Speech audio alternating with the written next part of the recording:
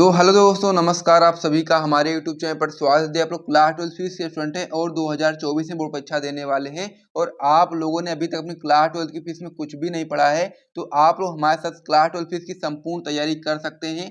आज की यह वीडियो आप सभी लोग के लिए बहुत ज़्यादा महत्वपूर्ण होने वाली है, इसीलिए आप लोग वीडियो को शुरू से लेकर के अंतिम तक देखिएगा, क्योंकि आज की यह वीडियो आपकी एक महामैराथन क्लास होने वाली है, जिसके अंतर्गत हम लोग क्लास 12 फीस की पूरी किताब से आपके जितने भी महत्वपूर्ण हर साल आने वाले जो मोस्ट इंपॉर्टेंट क्वेश्चन होते हैं उन प्रश्नों को हम लोग करने वाले हैं। और यदि आप लोग इन सारे प्रश्नों को तैयार लेते हैं तो आप लोग अपनी क्लास 12 की फीस में बहुत ही अच्छा इसको करने वाले हैं। अब आपके पास एक अंतिम मौका बचा हुआ, तो इसी अंतिम मौके का फायदा उठाने के लिए आपको इस वीडियो को शुरू से लेकर के अंतिम तो देखना पड़ेगा। आज की ये वीडियो बहुत ही ज़्यादा महत्वपूर्ण होने वाली है और आज की वीडियो में जितने भी प्रश्न हम आपको कराने वाले हैं वो सभी आपके 2010 से लगातार आपको बोर्ड परीक्षा में क्वेश्चन पूछे जा रहे हैं, तो इसीलिए आप लोग वीडियो को ध्यान से देखिएगा। और आज की इस वीडियो में लोग बहुत सारे प्रश्न करने वाले हैं। सबसे पहले हम लोग मोस्ट इंपॉर्टेंट बहुविकल्पी प्रश्नों को करेंगे इस वीडियो के अंतर्गत। उसके बाद में फिर हम लोग मोस्ट इंपॉर्टेंट अति लघु उत्तरीय प्रश्नों को करेंगे, जो कि आपके बोर्ड परीक्षा में 1 नंबर के लिए आता है। फिर हम लोग इसको करेंगे और फिर हम लोग करेंगे इसे मोस्ट इंपॉर्टेंट लघु उत्तरीय प्रश्न को, जो कि आपके बोर्ड परीक्षा में 2 और 3 नंबर के लिए आता है, उसको भी हम लोग यहाँ पर करने वाले हैं। और फिर हम लोग लास्ट में करेंगे मोस्ट इंपॉर्टेंट दीर्घ उत्तरीय प्रश्न, जो कि आपके बोर्ड परीक्षा में 5 नंबर के लिए आता है। और फिर हम लोग सबसे लास्ट में करने वाले मोस्ट इंपॉर्टेंट न्यूमेरिकल्स, जो कि आपके बोर्ड परीक्षा के लिए बहुत ही ज़्यादा महत्वपूर्ण होता है। तो इस प्रकार से बहुत सारे प्रश्नों को हम लोग आज के एक ही वीडियो में करने वाले हैं, तो इसीलिए आप लोग वीडियो को शुरू से लेकर के अंतिम तक देखिएगा। और साथ में वीडियो को आप लोग अभी से लाइक कर दो, फिर हम लोग वीडियो को स्टार्ट करेंगे और हर एक क्वेश्चन को अपनी कॉपी में नोट करते हुए अच्छे तरीके से आपको तैयार करना पड़ेगा। तो चलिए हम लोग वीडियो को स्टार्ट कर देते हैं। और क्लास 12 फीस के जो मोस्ट इंपॉर्टेंट बहुविकल्पी प्रश्न होते हैं, अति लघु उत्तरीय प्रश्न होते हैं, लघु उत्तरीय प्रश्न होते हैं, दीर्घ उत्तरीय प्रश्न होते हैं, साथ ही में जितने भी आपके मोस्ट इंपॉर्टेंट न्यूमेरिकल होते हैं उन सभी को आज के एक ही वीडियो में करना शुरू कर देते हैं। तो आप लोगों ने वीडियो को लाइक कर दिया होगा, मैं उम्मीद करता हूँ। फिर हम लोग वीडियो को स्टार्ट करते हैं। तो चलिए हम लोग वीडियो को स्टार्ट कर देते हैं और इस पेज को मैं हटाता हूँ और मोस्ट इंपॉर्टेंट बहुविकल्पी प्रश्न से स्टार्ट करना शुरू कर देते हैं। तो इस पेज को मैं यहाँ पर हटा देता हूँ और जो मोस्ट इंपॉर्टेंट बहुविकल्पी प्रश्न होते हैं उनको चलिए देखना हम लोग शुरू कर देते हैं। इसीलिए आपको यहाँ पर ध्यान रखना है कि आज की जो वीडियो होने वाली है वो आपकी सबसे इम्पोर्टेंट वीडियो होने वाली है, इसीलिए आप लोग इस वीडियो को बिल्कुल भी मिस मत करिएगा। शुरू से लेकर अंतिम तक देखिएगा, यहाँ से आपके बहुत सारे नंबर पक्के होने वाले हैं। यदि आप लोगों ने अभी तक कुछ भी नहीं पढ़ा है, फिर भी आप अपनी क्लास 12 की फीस में बहुत अच्छा स्कोर कर सकते हैं मात्र एक वीडियो को देख करके। तो इस वीडियो को आप ध्यान से देखना।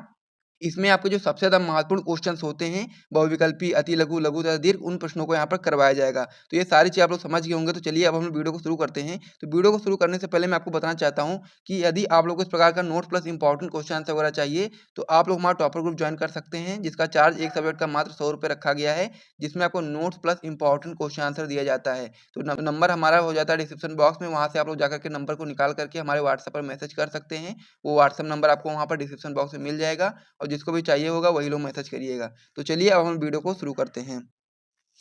तो हम लोग बोर्ड परीक्षा 2024 की तैयारी कर रहे थे और उसमें हम लोग क्लास 12 की फिजिक्स में पूरी किताब में आपको जो सबसे ज़्यादा महत्वपूर्ण अति लघु उत्तरीय प्रश्न होते हैं, बहुविकल्पी प्रश्न होते हैं, दीर्घ उत्तरीय प्रश्न होते हैं, लघु उत्तरीय प्रश्न होते हैं, इन सारे प्रश्नों को आज की इस वीडियो में करवाया जाएगा। तो ये आपका वन शॉट वीडियो होने वाला है, इसीलिए आप लोग वीडियो को शुरू से लेकर के अंतिम तक देखना। आपको बहुत ही अच्छी तैयारी यहाँ पर करवाई जाएगी और साथ में बहुत ही अच्छा स्कोर करने वाले हैं, यदि आप लोग इस वीडियो को शुरू से लेकर के अंतिम तक देख सकते हैं। और साथ ही में आपको कॉपी पेन लेकर के बैठना है और हर एक प्रश्न को यहाँ पर नोट करते हुए चलना है, क्योंकि यहाँ पर मैं आपको प्रश्न के साथ साथ उसका कितना ज़्यादा महत्व है आपके बोर्ड एग्जाम के लिए वो भी मैं आपको बताते हुए चलूंगा कि कितनी बार आपके क्वेश्चन ये बोर्ड परीक्षा में पूछा गया है। तो चलिए हम लोग सबसे पहले शुरू करते हैं मोस्ट इंपॉर्टेंट बहुविकल्पी प्रश्न से, जो कि आपके बोर्ड एग्जाम में बहुत बार पूछे जाते हैं। तो सबसे पहले हम लोग बहुविकल्पी प्रश्न से शुरू करेंगे, उसके बाद हम लोग अति लघु उत्तरीय प्रश्न को देखेंगे, फिर लघु उत्तरीय, फिर दीर्घ उत्तरीय प्रश्न को देखेंगे। तो सबसे पहले हम लोग बहुविकल्पी प्रश्न से स्टार्ट करते हैं। तो इसमें जो हमारा सबसे पहला महत्वपूर्ण बहुविकल्पी प्रश्न होता है वो आपका हो जाता है कि वैद्युत क्षेत्र की तीव्रता का मात्रक है। तो हम लोग को वैद्युत क्षेत्र की तीव्रता का मात्रक यहाँ से बताना है। तो ये काफ़ी ज़्यादा इंपॉर्टेंट क्वेश्चन होता है। यहाँ से आप लोग देख सकते हो कि आपके बोर्ड एग्जाम में कितनी बार आया, 2006 में आया, 8 में आया, 14 में आया, 16 में आया, 17 में, 18 में आया है। तो इस प्रकार से आपके बोर्ड परीक्षा में कम से कम आपके 5-6 बार आया है। तो ये बहुत ही ज़्यादा महत्वपूर्ण क्वेश्चन हो जाता है क्लास 12 की फिजिक्स में बहुविकल्पी प्रश्न से। तो इसे आपको पता होना चाहिए कि किस प्रकार से आप लोग वैद्युत क्षेत्र की तीव्रता का मात्रक निकालेंगे और उसका मात्रक क्या होता है, ये आपको पता होना चाहिए। तो पहला ऑप्शन इसमें दिया गया न्यूटन अपान में कूलाम, दूसरा ऑप्शन इसमें दिया गया न्यूटन अपान में मीटर, तीसरा ऑप्शन इसमें दिया गया कूलाम अपान में मीटर और चौथा ऑप्शन इसमें दिया गया जूल अपान में न्यूटन। तो इसमें से जो सही ऑप्शन होगा वो हम लोग को बताना है और जिसको भी इसका सही ऑप्शन पता होगा वो लोग कमेंट बॉक्स में कमेंट करके जरूर बताइएगा। तो चलिए हम लोग इसका सबसे पहले सोल्यूशन करके देखते हैं कि इसका एक्चुअल में सही मात्रक कौन सा हो जाता है। तो मात्रा निकालने के लिए सबसे पहले आपको वैद्युत क्षेत्र की तीव्रता का फॉर्मूला पता होना चाहिए। तो आपको पता होगा जो वैद्युत क्षेत्र होता है उसे हम लोग ई से प्रदर्शित करते हैं, और साथ ही में आपका जो वैद्युत क्षेत्र की तीव्रता का जो फॉर्मूला होता है आपका हो जाता है एफ अपान में क्यू। इस प्रकार से वैद्युत क्षेत्र की तीव्रता का फॉर्मूला हो जाता है एफ अपान में क्यू नॉट। तो यहाँ से जो एफ होता है, एफ को हम लोग क्या बोलते हैं, एफ का मात्रक आपका यहाँ पर न्यूटन हो जाता है, और जो आपका कूलाम यानी कि आवेश जो होता है, आवेश का मात्रक कितना हो जाता है आपका, यहाँ से आपका कूलाम हो जाता है। तो इस प्रकार से आपको यहाँ पर याद रखना है कि जो आपका वैद्युत क्षेत्र की तीव्रता का जो फॉर्मूला होता है वो आपका एफ अपान में क्यू नॉट होता है, और इसका मात्रक होता है न्यूटन अपान में कूलाम। तो इस प्रकार से आपको यहाँ पर देखना है कि न्यूटन अपान में कूलाम जहाँ पर भी ऑप्शन दिखे वहां पर आपको सही टिक लगा देना है। तो यहाँ पर आप लोग पहला वाला ऑप्शन ही देखोगे तो न्यूटन अपान में कूलाम है, तो यही आपका वैद्युत क्षेत्र की तीव्रता का मात्रक हो जाता है। तो इसीलिए आप लोग इस पर सही टिक लगा दो। उसके बाद हम लोग अगले क्वेश्चन की ओर बढ़ते हैं। अब इसमें हमारा जो अगला क्वेश्चन हो जाता है वो आपका हो जाता है कि वैद्युत विभव का मात्रक है। तो ये क्वेश्चन आपकी बोर्ड परीक्षा में 2011 में, 14 में, 20 में यानी कि 3 बार आया है, और काफी ज्यादा इंपॉर्टेंट क्वेश्चन होता है कि वैद्युत विभव का मात्रक है। तो हम लोग को यहाँ पर वैद्युत विभव का मात्रक बताना है। नीचे आपके ऑप्शन दिए गए, पहला ऑप्शन इसमें दिया गया है जूल इंटू कूलाम, दूसरा ऑप्शन इसमें दिया गया जूल अपान में कूलाम, तीसरा ऑप्शन इसमें दिया है कूलाम अपान में जूल, और लास्ट वाला ऑप्शन इसमें दिया गया न्यूटन अपान में कूलाम। तो इसका मात्रक निकालने के लिए सबसे पहले आपको इसका फॉर्मूला पता होना चाहिए। जैसा कि मैंने आपको बताया था, पहला वाला जो क्वेश्चन था हमारा वैद्युत क्षेत्र की तीव्रता का मात्रक निकालने के लिए, मैंने आपको बताया था कि वैद्युत क्षेत्र की तीव्रता का फॉर्मूला आपको पता होना चाहिए। उसी प्रकार से वैद्युत विभव का मात्रक निकालने के लिए भी आपको वैद्युत विभव का फॉर्मूला पता होना चाहिए। तो वैद्युत विभव का जो फॉर्मूला होता है किस प्रकार से होता है और किस प्रकार से आप लोग उसका मात्रक निकालोगे, आइए देख लेते हैं। तो वैद्युत विभव का फॉर्मूला हो जाता है आपका B बराबर W अपान में Q नॉट। इस प्रकार से आपका वैद्युत विभव का फॉर्मूला होता है। तो यहाँ पर जो W होता है वो कार्य होता है, कार्य का मात्रक जूल होता है, तो जूल हो जाएगा यहाँ पर, और साथ ही में नीचे आपका Q दिया गया है, यानी कि यहाँ पर आपका हो जाएगा क्या, कूलाम हो जाएगा, क्योंकि आवेश का मात्रक कूलाम होता है। तो इस प्रकार से वैद्युत विभव का मात्रक निकल करके आ जाएगा जूल अपान में कूलाम, और या फिर इसे हम लोग वोल्ट भी बोल सकते हैं। तो जूल अपान में कूलाम लिखा हो या फिर वोल्ट लिखा हो, ये दोनों आपके होते हैं वैद्युत विभव के मात्रक। तो इस प्रकार से इसमें जो आपका ऑप्शन नंबर बी हो जाता है, यहाँ पर आप लोग देखेंगे जूल अपान में कूलाम, यही आपका सही ऑप्शन हो जाता है। तो आप लोग इस पे सही टिक लगा लो। उसके बाद फिर हम लोग अगले क्वेश्चन की ओर बढ़ेंगे। तो यहाँ तक हम लोगों ने दो क्वेश्चन को देखा, और दोनों आपके बोर्ड एग्जाम के लिए काफी ज्यादा इंपॉर्टेंट क्वेश्चन होते हैं। तो उन दोनों को आप लोग सबसे पहले अपनी कॉपी में नोट कर लीजिए। उसके बाद में फिर हम लोग अगले क्वेश्चन की ओर बढ़ते हैं।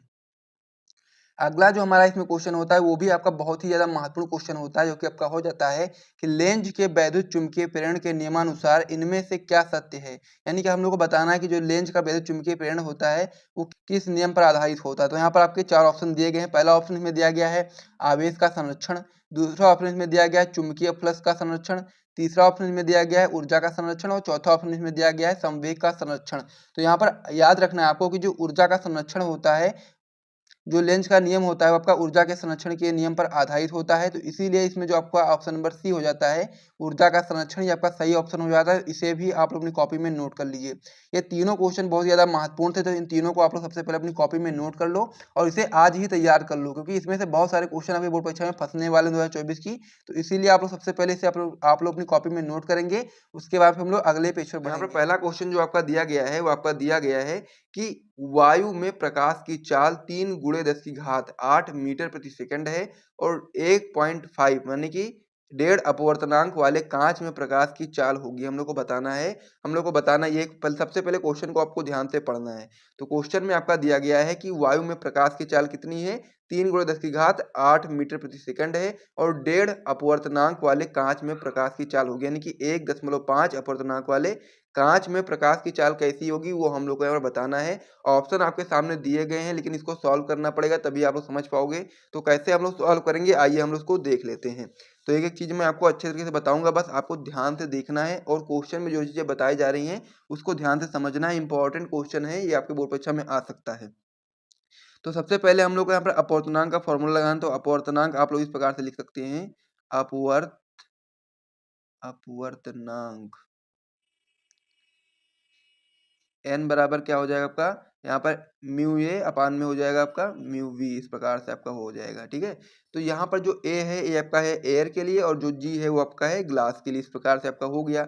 उसके बाद फिर हम लोग को क्या निकालना है, हम लोग को निकालना है कांच में प्रकाश की चाल निकालनी। किस में निकालना है, कांच में प्रकाश की चाल निकालनी, कांच में प्रकाश की चाल हम लोग को यहाँ पर निकालनी है।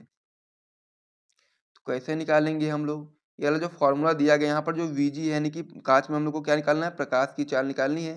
तो इसको हम लोग इस साइड ले आएंगे, तो आपका हो जाएगा यहाँ पर जो म्यू है म्यू जी आपका इस प्रकार से हो गया, बराबर आपका हो जाएगा यहाँ पर वी म्यू ए अपान में आपका हो जाएगा एन, इस प्रकार से आपका हो जाएगा।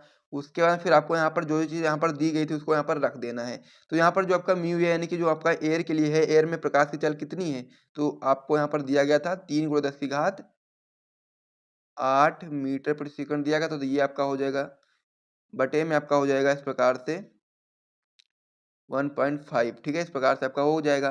तो इसको जब आप लोग काटोगे इस प्रकार से तो ये आपका हो जाएगा 2, इस प्रकार से आपका हो गया। उसके बाद फिर क्या हो जाएगा, यहाँ पर बचेगा केवल 2 × 10⁸ ये आपका बचेगा मीटर प्रति सेकंड। यानी कि जो आपका कांच है, कांच में जो प्रकाश की चाल होगी कितनी हो जाएगी, 2 × 10⁸ मीटर प्रति सेकंड हो जाएगी। तो इस प्रकार से आपका ये हो जाएगा। तो इसे आप लोग अपनी कॉपी में नोट कर लीजिए। फिर हम लोग अगले क्वेश्चन की ओर बढ़ेंगे। इंपॉर्टेंट क्वेश्चन था और मैं उम्मीद करूंगा कि आपको ये अच्छे से समझ में भी आया होगा। अब इसमें हमारा अगला क्वेश्चन हो जाता है कि इसमें सबसे पहले आप लोग टिक लगा दो। क्या लगा दो, 2 × 10⁸ में जो आपका यहाँ पर जो सही ऑप्शन आया यानी कि ऑप्शन नंबर ए, इस पर आप लोग सही टिक लगा दो। फिर हम लोग अगले क्वेश्चन की ओर बढ़ेंगे। अगला क्वेश्चन अब हमारे इसमें हो जाता है कि जब एक प्रकाश किरण वायु से कांच में जाती है तो उसकी क्या चीज में अंतर होता है, यहाँ पर बता सकते हैं। पहला ऑप्शन आपका दिया गया तरंग दैर्घ्य बढ़ जाती है, दूसरा आपका दिया गया तरंग दैर्घ्य कम हो जाती है, तीसरा आपका दिया गया आवृत्ति बढ़ जाती है और चौथा इसमें दिया गया इनमें से कोई नहीं। तो जब आपकी प्रकाश किरण होती है, जब वायु से वो कांच में जाती है तो तरंग दैर्घ्य में कमी हो जाती है। तो इसीलिए आप लोग ऑप्शन नंबर बी पर सही टिक लगा लेंगे और आपका सही ऑप्शन हो जाता है। फिर हम लोग अगले क्वेश्चन की ओर बढ़ेंगे। अब हमारा इसमें अगला क्वेश्चन हो जाता है कि हाइजेंस के अनुसार प्रकाश तरंगे होती हैं। पहला ऑप्शन आपका दिया गया अनुप्रस्थ यांत्रिक अनुप्रस्थ, दूसरा आपका दिया गया है यांत्रिक गोलीय, तीसरा आपका दिया गया यांत्रिक अनुदैर्ध्य और चौथा आपका दिया गया वैद्युत चुंबकीय। तो हाइजेंस के अनुसार जो प्रकाश तरंगे होती हैं वो आपकी यांत्रिक अनुदैर्ध्य होती हैं। इसीलिए आप लोग ऑप्शन नंबर सी पर सही टिक लगाएंगे। फिर हम लोग अगले क्वेश्चन की ओर बढ़ेंगे। अब इसमें जो हमारा अगला क्वेश्चन हो जाता है, अभी आपका महत्वपूर्ण क्वेश्चन है, छोटा सा न्यूमेरिकल है, तो इसको आपको अच्छे तरीके से यहाँ पर समझना पड़ेगा। तो यहाँ पर जो क्वेश्चन दिया गया ऊपर दिया गया है कि वायु में 4000 एंगस्ट्रॉन तरंगदैर्घ्य के एक वर्णीय प्रकाश की किरणें जल मैंने जिसका अपवर्तनांक कितना है 4/3 है में प्रवेश करती है। जल में इसकी तरंगदैर्घ्य होगी। हम लोग को क्या बताना है, वायु में यहाँ पर 4000 एंगस्ट्रॉन तरंगदैर्घ्य की एक वर्णीय प्रकाश है, प्रकाश की जो किरणें हैं वो जल में जिसका अपवर्तनांक है 4/3 है में प्रवेश करती हैं। तो जल में इनकी तरंगदैर्घ्य होगी, ये चीज हमको इसमें बताना है। तो इसको भी हम लोग अच्छे तरीके से समझेंगे। तो इसे आप लोग सबसे पहले कॉपी में क्वेश्चन को नोट करो, फिर हम लोग इसको अच्छे तरीके से समझते हैं। सबसे पहले आप लोग अपवर्तनांक लिखोगे तो क्या हो जाएगा आपका अपवर्तनांक, ठीक है, अपवर्तनांक हो जाएगा। और फॉर्मूला आप लोग इस प्रकार से लिख सकते हैं, एन बराबर आपका हो जाएगा लैम्डा ए अपान में हो जाएगा लैम्डा डब्ल्यू, इस प्रकार से आपका हो गया। अब यहाँ पर आपको देखना है जहाँ पर जो आपका यहाँ पर जो आपका अपवर्तनांक है वो कितना है, यहाँ पर अपवर्तनांक जो आपका है अपवर्तनांक वो आपका यहाँ पर पहले से दिया गया है 4/3 है, बराबर क्या हो जाएगा आपका 4/3 प्रकार से आपका अपवर्तनांक यहाँ पर पहले से दिया हुआ है। इस पेन को मैं हटा देता हूँ। फिर आपको यहाँ पर तरंगदैर्घ्य भी यहाँ पर दी गई है, यानी कि जो आपका वायु में जो तरंगदैर्घ्य कितना दी गई है, तो तरंगदैर्घ्य जो आपको यहाँ पर दिया गया है तरंग दैर्घ्य वायु के लिए कितनी दी गई है, तो आप लोग यहाँ बता सकते हैं लैम्डा ए बराबर आपका हो जाएगा 4000, क्योंकि ये चीज यहाँ पर पहले से दी गई थी, यहाँ पर आप लोग देख सकते हैं, ठीक है। उसके बाद फिर हम लोग को क्या निकालना है, जल में हम लोग को तरंगदैर्घ्य निकालना क्या है हमको, जल में तरंगदैर्घ्य निकालना है। तो फॉर्मूला क्या हो जाएगा उसको आप लोग यहाँ पर समझ लीजिए। फॉर्मूला आपका सेम रहने वाला यही वाला, बस इनमें से हम लोग को यहाँ पर लेमडा डब्ल्यू का मान निकालना है, क्योंकि हमको जल में तरंगदैर्घ्य निकालनी है। तो हम लोग क्या करेंगे, लेमडा डब्ल्यू को इधर साइड ले आएंगे, फिर बराबर आपका हो जाएगा यहाँ पर लेमडा ए अपान में आपका हो जाएगा एन, इस प्रकार से आपका हो गया। फिर आपका क्या हो जाएगा, यहाँ पर जो आपका लेमडा ए का मान कितना है, तो आप बता सकते हैं 4000, ठीक है। बटे में क्या है, एन कितना है 4/3 इस प्रकार से है। तो ये आपका जो 3 है ये आपका ऊपर चला जाएगा, तो क्या हो जाएगा आपका 4000 गुणा 3 हो जाएगा, बटे में आपका हो जाएगा 4, इस प्रकार से आपका हो जाएगा। तो 4 का जब 3 से आप लोग क्या कर दोगे, गुणा कर दोगे, तो कितना हो जाएगा आपका 4×3 12,000, इस प्रकार से आपका हो जाएगा, बटे में आपका 4 हो जाएगा। तो जब आप लोग 4 से 12,000 को काटोगे ना, तो यहाँ पर आपका निकल करके आएगा 4×3 12 यानी कि 3000 एंगस्ट्रॉन। तो यहाँ पर जो जल में तरंगदैर्घ्य निकल करके आ जाएगा, आपका हो जाएगा 3000 एंगस्ट्रॉन। तो इसीलिए आप लोग ऑप्शन नंबर डी पर यहाँ पर ध्यान दोगे, तो ये आपका 3000 एंगस्ट्रॉन है, तो ये आपका सही ऑप्शन हो जाएगा। तो इसे भी आप लोग कॉपी में नोट कर लो। फिर हम लोग अगले क्वेश्चन की ओर बढ़ते हैं।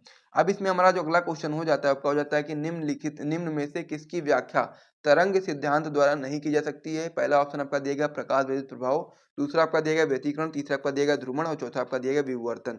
तो जो प्रकाश विद्युत प्रभाव होता है उसकी व्याख्या हम लोग तरंग सिद्धांत द्वारा नहीं कर सकते हैं, इसीलिए आप लोग ऑप्शन नंबर ए पर सही टिक लगा देंगे और बाकी जो चीजें हमसे दी गई हूँ उसकी हम लोग व्याख्या तरंग सिद्धांत के द्वारा कर सकते हैं। तो इस प्रकार से वाला जो क्वेश्चन था ये भी कंप्लीट हो गया, तो इसे भी आप अपनी कॉपी में नोट कर लीजिए और साथ ही में इस पेज पर जितने भी क्वेश्चन कराए गए जिसे आप लोग अपनी कॉपी में नोट करो।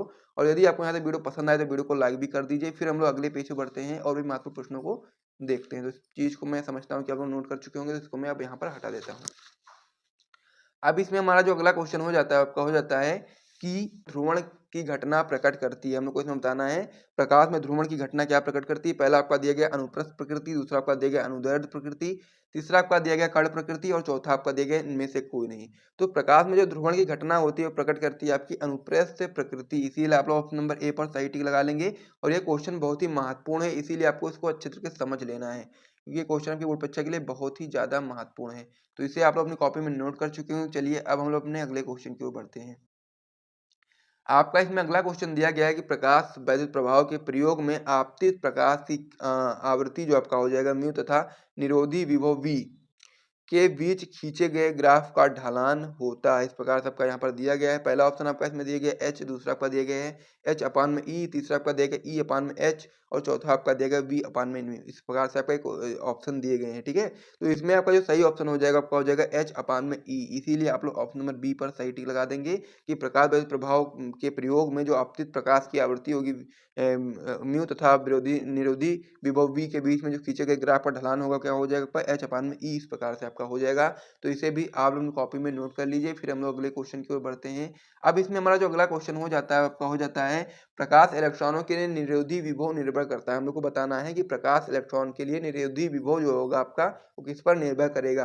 पहला ऑप्शन आपका देगा आपतित प्रकाश की तीव्रता पर, दूसरा आपका देगा केवल कैथोड के पदार्थ पर, तीसरा आपका देगा आपतित प्रकाश की आवृत्ति एवं कैथोड के पदार्थ पर, चौथा आपका देगा केवल आपतित प्रकाश की आवृत्ति पर। तो प्रकाश इलेक्ट्रॉनों की जो निरोधी विभव होगा वो आपका आपतित प्रकाश की आवृत्ति एवं कैथोड के पदार्थ पर निर्भर करेगा। तो इसीलिए आप लोग ऑप्शन नंबर सी पर सही टिक लगा देंगे। फिर हम लोग अगले क्वेश्चन की ओर बढ़ेंगे। अब हमारा इसमें जो आपका लास्ट क्वेश्चन हो जाता है आपका हो जाता है कि व्यतिकरण घटना हो सकती है। पहला ऑप्शन आपका दिया गया केवल अनुप्रस्थ तरंगों में, दूसरा आपका दिया गया केवल अप्रगामी तरंगों में, तीसरा आपका दिया गया केवल अनुदैर्ध्य तरंगों में और चौथा आपका दिया गया सभी तरंगों में। तो जो व्यतिकरण की घटना होती है वो किन तरंगों में हो सकती है ये चीज हमको इसमें बतानी थी। तो आपको यहाँ पर याद रखना है कि जो व्यतिकरण की घटना होती है वो सभी तरंगों में हो सकती है, इसीलिए आप लोग ऑप्शन नंबर डी पर सही टिक लगा देंगे। तो इस प्रकार से ये जो क्वेश्चन था ये भी कंप्लीट होने वाला है। वो आपका होने वाला है कि किसी चालक की प्रतिरोधकता व चालकता का गुणनफल निर्भर करता है। हम लोग को बताना है कि जो चालक की प्रतिरोधकता होती है वह चालकता होती है उसका गुणनफल किस पर निर्भर करता है। तो इसमें पहला ऑप्शन में दिया गया लंबाई पर, दूसरा ऑप्शन में दिया गया अनुप्रस्थ काट के क्षेत्रफल पर और तीसरा ऑप्शन में दिया गया है ताप पर और चौथा ऑप्शन में दिया गया किसी पर नहीं, ठीक है। तो हम लोग को चालक की प्रतिरोधकता व चालक की गुणनफल किस पर निर्भर करता है ये चीज हम लोग को बताना है। ये आपका बोर्ड परीक्षा में 2 बार क्वेश्चन पूछा गया 2017 में, 18 में और इस बार इसकी संभावना बहुत ज्यादा है पूछे जाने की। तो इसका आंसर आपको पता होना चाहिए कि जो आपका चालक की प्रतिरोधकता होती है वह चालक का गुणनफल जो आपका होता है वह आपकी चालक की लंबाई पर निर्भर करता है। तो इस प्रकार से इस पर भी आप लोग सही टिक लगा लो, ये आपका सही ऑप्शन हो जाता है ऑप्शन नंबर ए। तो इसे भी आप लोग अपनी कॉपी में नोट करेंगे, उसके बाद हम लोग अगले क्वेश्चन की ओर बढ़ेंगे। अब हमारा इसमें अगला क्वेश्चन हो जाता है कि एक इलेक्ट्रॉन वोल्ट का ऊर्जा मान है। ये भी आपके बोर्ड परीक्षा में 2 बार क्वेश्चन पूछा गया है, इंपॉर्टेंट क्वेश्चन होता है, पूछा जा सकता है, इसीलिए मैंने ये क्वेश्चन आप लोगों के लिए लेकर के आया हूँ। तो इस क्वेश्चन का हमको आंसर बताना है कि एक इलेक्ट्रॉन वोल्ट का ऊर्जा मान है। तो हम लोग को एक इलेक्ट्रॉन वोल्ट का ऊर्जा मान बताना है। पहला ऑप्शन में दिया गया है 9.1 गुणे 10 की घात माइनस 19 जूल और दूसरा ऑप्शन में दिया गया है 1.6 गुणे 10 की घात माइनस आपका यहाँ पर हो जाएगा 19 जूल और तीसरा ऑप्शन में दिया गया है 1.6 गुणे 10 की घात माइनस 31 जूल और चौथा ऑप्शन में दिया गया 9.1 गुणे 10 की घात माइनस 31 जूल। तो इसमें से आपको सही ऑप्शन बचाना है कि जो आपका एक इलेक्ट्रॉन वोल्ट होता है उसका ऊर्जा मान कितना होता है। तो यहाँ पर आपको याद रखना होगा कि जो आपका 1.6 गुणे 10 की घात माइनस 19 जूल होता है यही आपका एक इलेक्ट्रॉन वोल्ट का ऊर्जा मान होता है। तो इस प्रकार से आपको यहाँ पर इस वाले ऑप्शन पर सही टिक लगा देना है ऑप्शन नंबर बी पर। तो इस प्रकार से यहाँ तक हम लोगों ने कुछ महत्वपूर्ण बहुविकल्पी प्रश्नों को देखा जिनकी संभावना 2024 की बोर्ड परीक्षा में आने की बहुत ज्यादा है। तो सबसे पहले आप लोग उन सारे प्रश्नों को नोट कर लीजिए और आज ही समझ लीजिए। उसके बाद हम लोग क्लास 12 की जो फिजिक्स होती है उसमें से जो सबसे ज्यादा महत्वपूर्ण आपके अति लघु उत्तरीय प्रश्न होते हैं जिनकी संभावना 2024 की बोर्ड परीक्षा में आने की बहुत ज़्यादा है, उन प्रश्नों को देखते हैं। तो यहाँ पर जो हमारा पहला क्वेश्चन दिया गया है वो आपका दिया गया है कि वैद्युत विद्युत आघूर्ण से आप क्या समझते हैं। बहुत ही महत्वपूर्ण क्वेश्चन ये आपका होता है और आप लोग यहाँ पर देख भी सकते हैं कि आपकी बोर्ड परीक्षा में क्वेश्चन 5 बार पूछा गया है। तो इसी से आप लोग अंदाजा लगा सकते हो कि क्वेश्चन आपका कितना ज़्यादा महत्वपूर्ण होता है और ये अक्सर आपके अति लघु उत्तरीय प्रश्न में क्वेश्चन पूछा जाता है। तो इसका आंसर आप लोग किस प्रकार से बताएंगे, आइए देखते हैं। सबसे पहले आप लोग उत्तर हेडिंग लगाओगे, फिर लिखना स्टार्ट करोगे कि वैद्युत द्विध्रुव के किसी एक आवेश का मान तथा दोनों आवेशों के बीच की अल्पतम दूरी के गुणनफल को हम लोग वैद्युत द्विध्रुव आघूर्ण कहते हैं और इसे हम लोग P से प्रदर्शित करते हैं। अब इस जो परिभाषा है इसे यदि आप लोग चित्र के माध्यम से समझ लेते हो तो फिर आपको इस परिभाषा को लिखने में बहुत ज़्यादा आसानी होगी, क्योंकि चित्र जब आप लोग समझ लोगे तो फिर परिभाषा लिखने में आपको बहुत ज़्यादा आसानी होने वाली है। तो इसका सूत्र देखने से पहले हम लोग इसका कह सकते हैं कि चित्र देख लेते हैं। तो जब आप लोग चित्र देख लोगे तो फिर आपको सूत्र निकालने में भी बहुत ज़्यादा आसानी होगी और साथ में परिभाषा लिखने में भी बहुत ज़्यादा आसानी होगी। तो वैद्युत द्विध्रुव आघूर्ण की परिभाषा लिखने के लिए सबसे पहले आपको वैद्युत द्विध्रुव आघूर्ण का सबसे पहले चित्र पता होना चाहिए कि जो आपका वैद्युत द्विध्रुव होता है आपका किस प्रकार से होता है। तो आप लोग जानते हैं कि जो आपका वैद्युत द्विध्रुव होता है वो आपका -q और +q आवेशों से मिलकर के बना होता है और जिसके बीच की दूरी कितनी होती है, 2l होती है, यानी कि यहाँ से यहाँ तक की दूरी कितनी होती है, 2l होती है। तो इस प्रकार से आपका चित्र हो जाता है। तो यही चीज़ हम लोग को यहाँ पर परिभाषा में लिखना है कि वैद्युत द्विध्रुव में किसी एक आवेश का हम लोग को मान लेना है, चाहे आप लोग इस वाले q का मान लो, चाहे आप लोग इस वाले q का नाम मान लो, क्योंकि यहाँ पर चिन्ह से कोई मतलब नहीं, यहाँ पर माइनस यहाँ पर प्लस है, इससे कोई मतलब नहीं, केवल हम लोग को आवेश का मान लेना है। तो इस प्रकार से हम लोग दोनों आवेशों में से किसी एक आवेश का मान ले लेंगे, इस प्रकार से क्यों कर देंगे। उसके बाद फिर हम लोग आगे बताएंगे इसमें तथा दोनों आवेशों के बीच की जो अल्पतम दूरी है उसे गुणनफल को हम लोग वैद्युत द्विध्रुव आघूर्ण कहते हैं। यानी कि इन दोनों आवेशों के बीच की दूरी कितनी है, 2l है। तो इसको हम लोग जब गुणनफल कर देंगे q से तो इस प्रकार से आपका वैद्युत द्विध्रुव आघूर्ण यानी कि P निकल करके आ जाएगा। तो यही आपका सूत्र हो जाता है वैद्युत द्विध्रुव आघूर्ण का। तो सूत्र आपका होता है P बराबर Q इंटू 2L। तो यही आपका सूत्र हो जाता है और इसी प्रकार से आप लोग परिभाषा भी बता सकते हो चित्र के माध्यम से और साथ में सूत्र भी बता सकते हो। तो ये जो क्वेश्चन था वो पूरे कंप्लीट हो गया है। तो इसे भी आप लोग अपनी कॉपी में नोट कर लीजिए और ये क्वेश्चन आप लोग अपनी कॉपी में नोट करने के साथ साथ अभी ही तैयार कर लीजिए, क्योंकि बहुत ही ज़्यादा महत्वपूर्ण क्वेश्चन है और उसकी बहुत ज़्यादा संभावना है कि 2024 की बोर्ड परीक्षा में क्वेश्चन आपको देखने को मिल जाए। तो इसे आप लोग नोट कर लो, फिर हम लोग अगले क्वेश्चन की ओर बढ़ते हैं। इसमें अब हमारा अगला क्वेश्चन हो जाता है कि वैद्युत क्षेत्र की तीव्रता की परिभाषा तथा इसका मात्रक लिखिए। ये भी क्वेश्चन बहुत ही ज़्यादा महत्वपूर्ण होता है। तो सबसे पहले हम लोग उसकी परिभाषा को देखेंगे, उसके बाद फिर हम लोग उसके सूत्र को देखेंगे, फिर इसके हम लोग मात्रक को देखेंगे। तो परिभाषा में आप लोग सबसे पहले बताओगे उत्तर लगा करके हेडिंग, फिर आप लोग लिखना स्टार्ट करोगे कि वैद्युत क्षेत्र में एकांक परीक्षण आवेश पर जो लगने वाला वैद्युत बल होता है उसे ही हम लोग वैद्युत क्षेत्र की तीव्रता कहते हैं। बहुत ही सिंपल सी परिभाषा है कि मान लीजिए कोई भी वैद्युत क्षेत्र है, उसमें कोई आपका एकांक परीक्षण आवेश रखा हुआ है। आप एकांक परीक्षण आवेश आपका क्यू नॉट होता है, ये चीज आपको पता होनी चाहिए। तो वैद्युत क्षेत्र में मान लीजिए कोई भी आपका एक परीक्षण आवेश रखा हुआ है, तो उस आवेश पर जो लगने वाला वैद्युत बल आपका एफ होता है उसको ही हम लोग वैद्युत क्षेत्र की तीव्रता कहते हैं।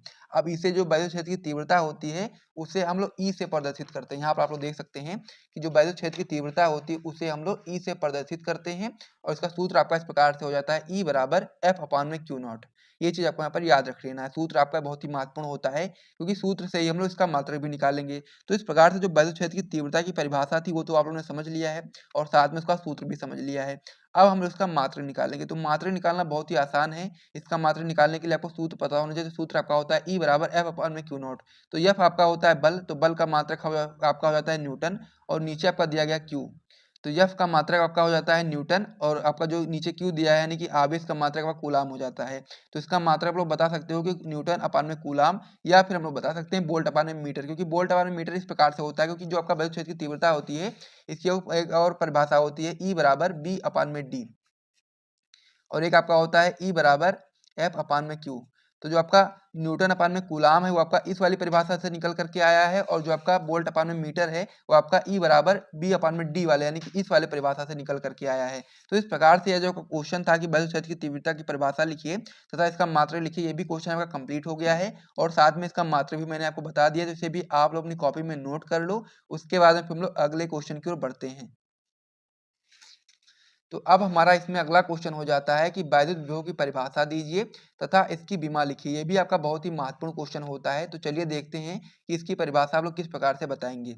तो आप लोग इसमें बताओगे सबसे पहले उत्तर लिखने के बाद कि वैद्युत क्षेत्र में किसी बिंदु पर वैद्युत विभव, यानी कि वैद्युत क्षेत्र में किसी बिंदु पर जब हम लोग वैद्युत विभव ज्ञात करेंगे तो हम लोग बताएंगे कि किसी धन परीक्षण आवेश को अनंत से उस बिंदु तक लाने में किए गए कार्य तथा धन परीक्षण आवेश के मान की निष्पत्ति के बराबर होता है। यही आपका वैद्युत विभव की परिभाषा हो जाता है, यानी कि बी बराबर आपका क्या हो जाता है, बराबर आपका हो जाता है डब्ल्यू अपान में क्यू नॉट। अब यहाँ पर जो डब्ल्यू है आपका किया गया कार्य है और क्यू आपका आवेश है, यानी कि परीक्षण आवेश है, और बी आपका है वैद्युत विभव। तो इस प्रकार से आपका सूत्र हो जाता है। मात्रक की यदि हम लोग बात करेंगे तो मात्रक आप लोग यहाँ से बता सकते हो कि जो जूल होता है, यानी कि जो कार्य होता है, कार्य का मात्रक जूल होता है, और आपका जो आवेश है, आवेश का मात्रक कूलाम होता है, तो जूल अपान में कूलाम हो जाएगा मात्रक। या फिर हम उसको वोल्ट भी बता सकते हैं कि जो आपका वैद्युत विभव का मात्रक होता है आपका जूल अपान में कूलाम होता है, या फिर वोल्ट भी हो जाता है। इस प्रकार से इसका मात्रक भी आप लोगों ने समझ लिया है।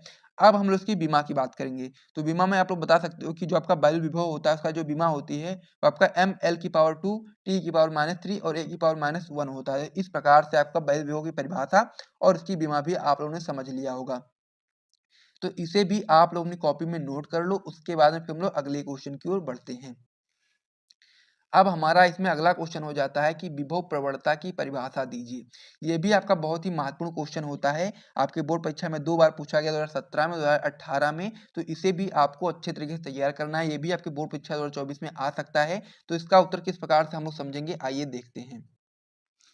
तो इसके उत्तर में आप लोग बताओगे कि वैद्युत क्षेत्र की दिशा में दूरी परिवर्तन, यानी कि डेल्टा एक्स के साथ विभव परिवर्तन डेल्टा बी की जो दर होती है उसे ही हम लोग विभव प्रवणता बोलते हैं। एक बार मैं फिर से रिपीट करता हूं कि वैद्युत क्षेत्र की दिशा में दूरी परिवर्तन डेल्टा एक्स के साथ विभव परिवर्तन डेल्टा बी की दर को ही हम लोग विभव प्रवणता बोलते हैं। इस प्रकार से आप लोग बता सकते हो कि विभव प्रवणता बराबर आपका होता है विभव में परिवर्तन अपान में आपका हो जाता है दूरी में परिवर्तन। तो इस प्रकार से आप लोग सूत्र बताओगे यहाँ से कि बराबर आपका हो जाएगा माइनस डेल्टा बी अपान में आपका नीचे हो जाएगा डेल्टा एक्स। तो इस प्रकार से विभव प्रवणता की परिभाषा हो जाएगी और साथ में उसका सूत्र हो जाएगा। तो इसे भी आप लोग अपनी कॉपी में नोट कर लो। उसके बाद में फिर हम लोग अगले पेज पर प्रश्न होने वाला है, आपका होने वाला है कि कांच के उत्तल लेंस को कांच से अधिक अपवर्तनांक वाले द्रव्य में डुबोने पर उसकी फोकस दूरी तथा प्रकृति पर क्या प्रभाव पड़ेगा, ये हम लोग को बताना है। वेरी इंपॉर्टेंट क्वेश्चन है। 2007 में, 10 में, 18 में 3 बार पूछा गया है।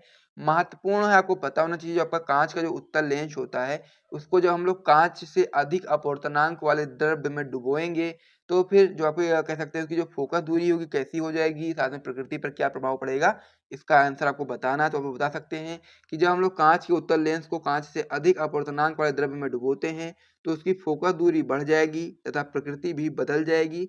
अतः जो आपका उत्तल लेंस होगा वो आपका अवतल लेंस की भांति कार्य करने लगेगा, यानी कि करेगा।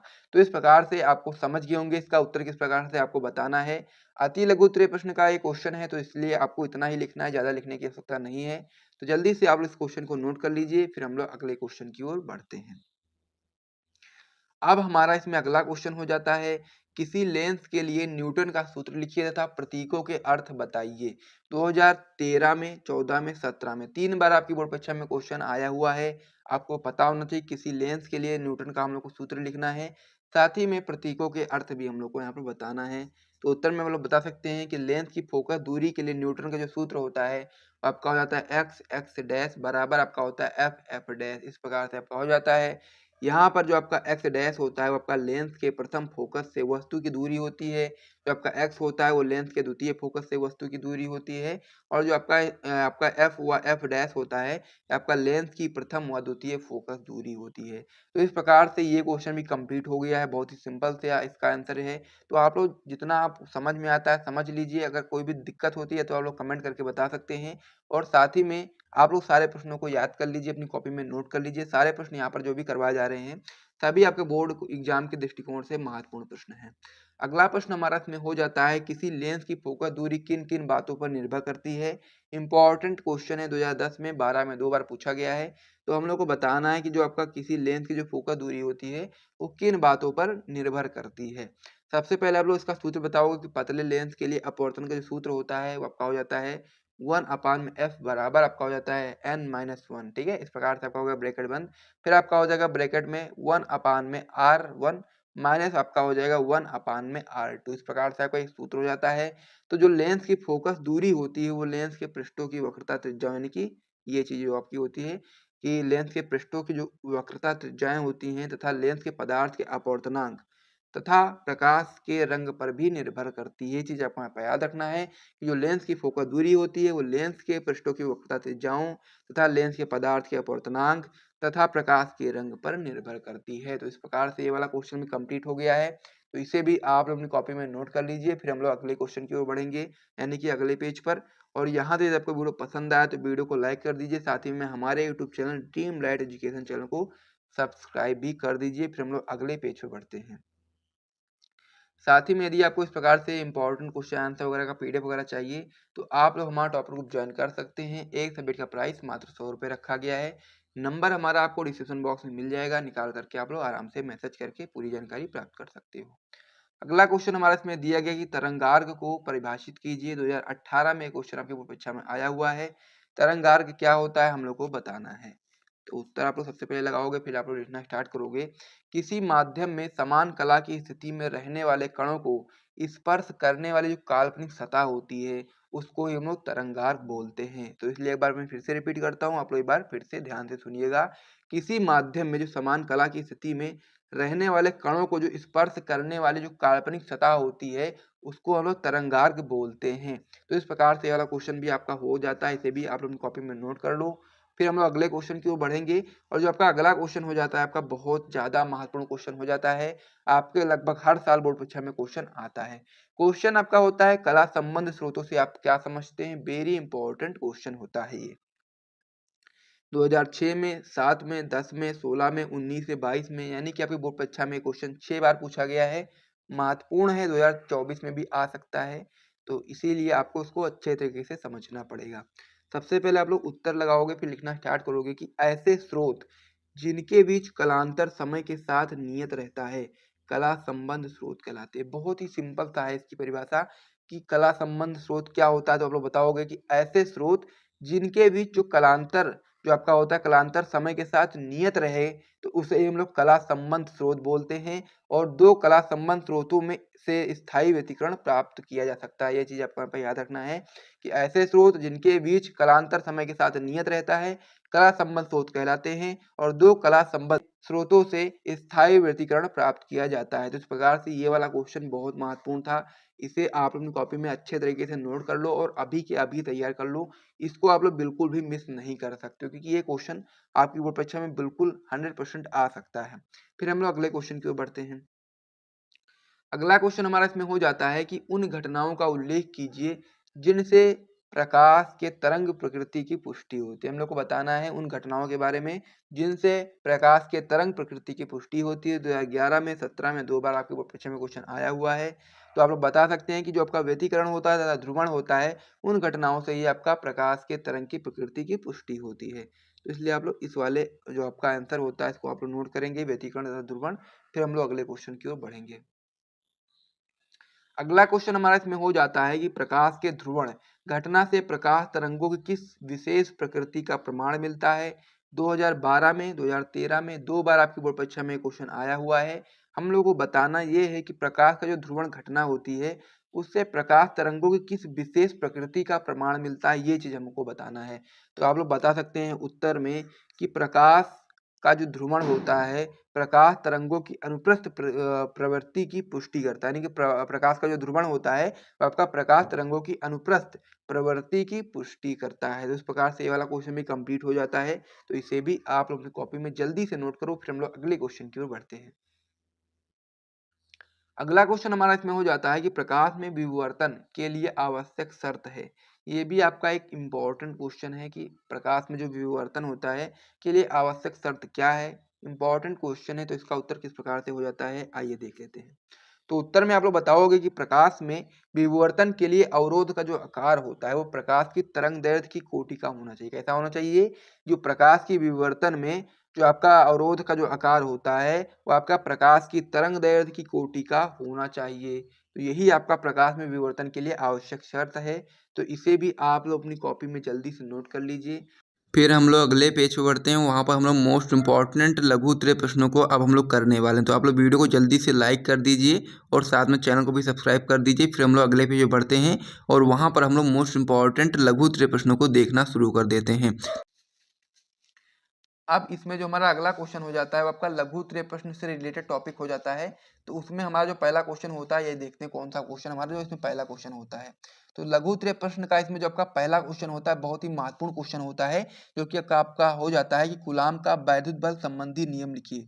बहुत ही महत्वपूर्ण क्वेश्चन ये भी आपका होता है और लघु उत्तरीय प्रश्न में आपके बोर्ड परीक्षा में आ सकता है, इसीलिए इस प्रश्न को भी मैं आप लोगों के लिए लेकर के आया हूँ। तो सबसे पहले आपको यहाँ पर उत्तर लगाना है, फिर आप लोग लिखना स्टार्ट करेंगे कि कूलाम के नियम के अनुसार दो स्थिर बिंदु आवेशों के मध्य में जो कार्यरत बल होता है वो आपका आवेशों Q1 व Q2 के गुणनफल के अनुक्रमानुपाती तथा उनके मध्य दूरी r के वर्ग के व्युत्क्रमानुपाती होता है। इस प्रकार से आपका हो जाता है कि जो आपका कूलाम का नियम होता है, कूलाम के नियम के अनुसार दो स्थिर बिंदु आवेश इस प्रकार से मान लीजिए कि आपका Q1 है और Q2 है, आपके दोनों स्थिर बिंदु आवेश हैं और इसके मध्य में जो कार्यरत बल होगा यानी कि जो F होगा वो आपका Q1 और Q2 के गुणनफल यानी कि इनके दोनों के गुणनफल के अनुक्रमानुपाती तथा इनके मध्य में दूरी कितनी है, इन दोनों आवेशों के बीच की दूरी कितनी है, r है दूरी।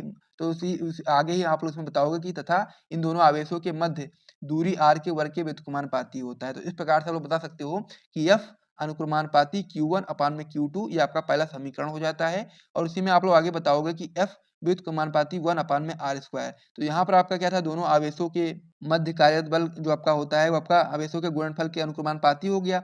और नीचे आप लोग बता सकते हैं कि उसके मध्य यानी कि दोनों आवेशों के मध्य की जो दूरी r है, r का जब हम लोग वर्ग कर देते हैं तो उसके व्युत्क्रमानुपाती हो जाता है। तो इस प्रकार से आपका पहला समीकरण हो जाता है F अनुक्रमानुपाती Q1 Q2, इसको हम लोग पहला समीकरण बना लेंगे। और दूसरा समीकरण इसमें आपका हो जाता है कि F व्युत्क्रमानुपाती 1 अपान में r स्क्वायर, ये आपका दूसरा समीकरण हो जाता है। अब इन दोनों समीकरण को जब हम लोग संयुक्त करते हैं तो आपका इस प्रकार से हो जाता है F अनुक्रमानुपाती Q1 Q2 अपान में r स्क्वायर। और जब हम लोग यहाँ पर अनुक्रमानुपाती हटाते हैं तो यहाँ से आपका इस प्रकार से आप लोग लिख सकते हो F बराबर 1 अपान 4 पाई एप्सिलॉन नॉट Q1 Q2 अपान में r स्क्वायर, इस प्रकार से आप लोग लिख सकते हो। या फिर आप लोग चाहो तो मैं यहाँ पर आपको पेज ले लेता हूँ फिर बताता हूँ।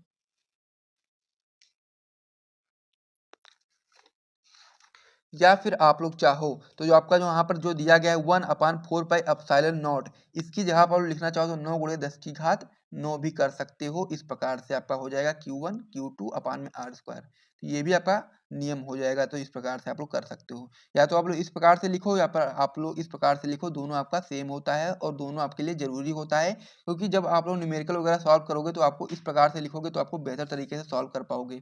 तो ये सारी चीज़ आप लोग समझ गए होंगे। तो चलिए अब हम लोग आगे बढ़ते हैं और इसमें जो हमारा अगला क्वेश्चन हो जाता है उसको भी हम लोग देख लेते हैं।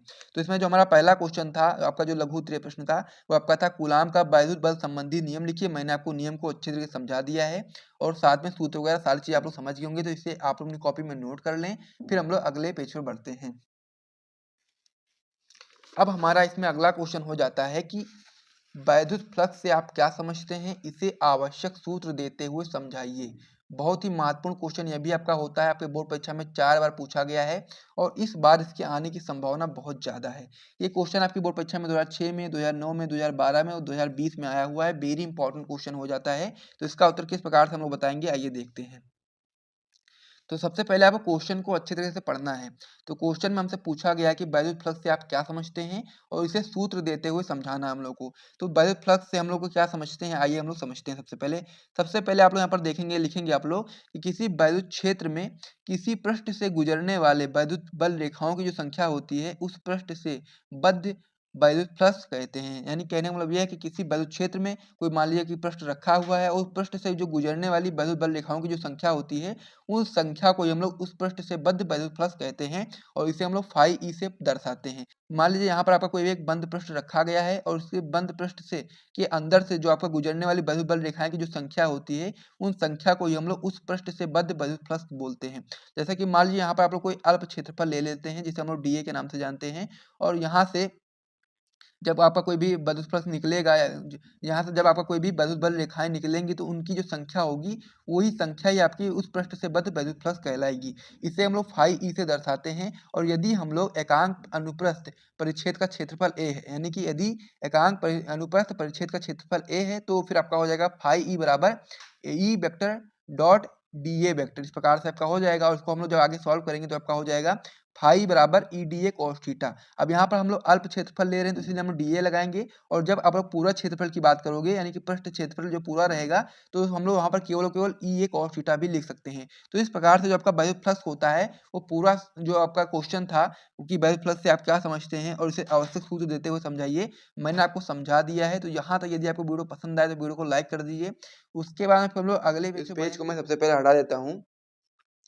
तो इसमें आज जो हमारा पहला प्रश्न होने वाला है, बहुत ही महत्वपूर्ण प्रश्न होने वाला है कि हाइड्रोजन परमाणु के लिए बोर की तीनों परिकल्पनाएं लिखिए एवं समझाइए। हम लोग को क्या बताना है, हाइड्रोजन परमाणु के लिए बोर की जो तीनों परिकल्पनाएं थी उनको हम लोग को लिखना है और साथ ही में उनको समझाना है। तो चलिए हम इस क्वेश्चन को करना स्टार्ट कर देते हैं। बहुत ही ज्यादा महत्वपूर्ण क्वेश्चन है। आपकी बोर्ड परीक्षा में 2007 में, 9 में, 14 में, 16 में, 19 में, 22 में, 23 में, यानी कह सकते हैं कि 7 बार पूछा गया। आपको पता होना चाहिए कि हाइड्रोजन परमाणु के लिए बोर की जो तीन परिकल्पनाएं थी वो कौन कौन सी थी, उसको आपको जानकारी होनी चाहिए, तभी आप अपनी बोर्ड परीक्षा में अच्छा स्कोर कर पाएंगे।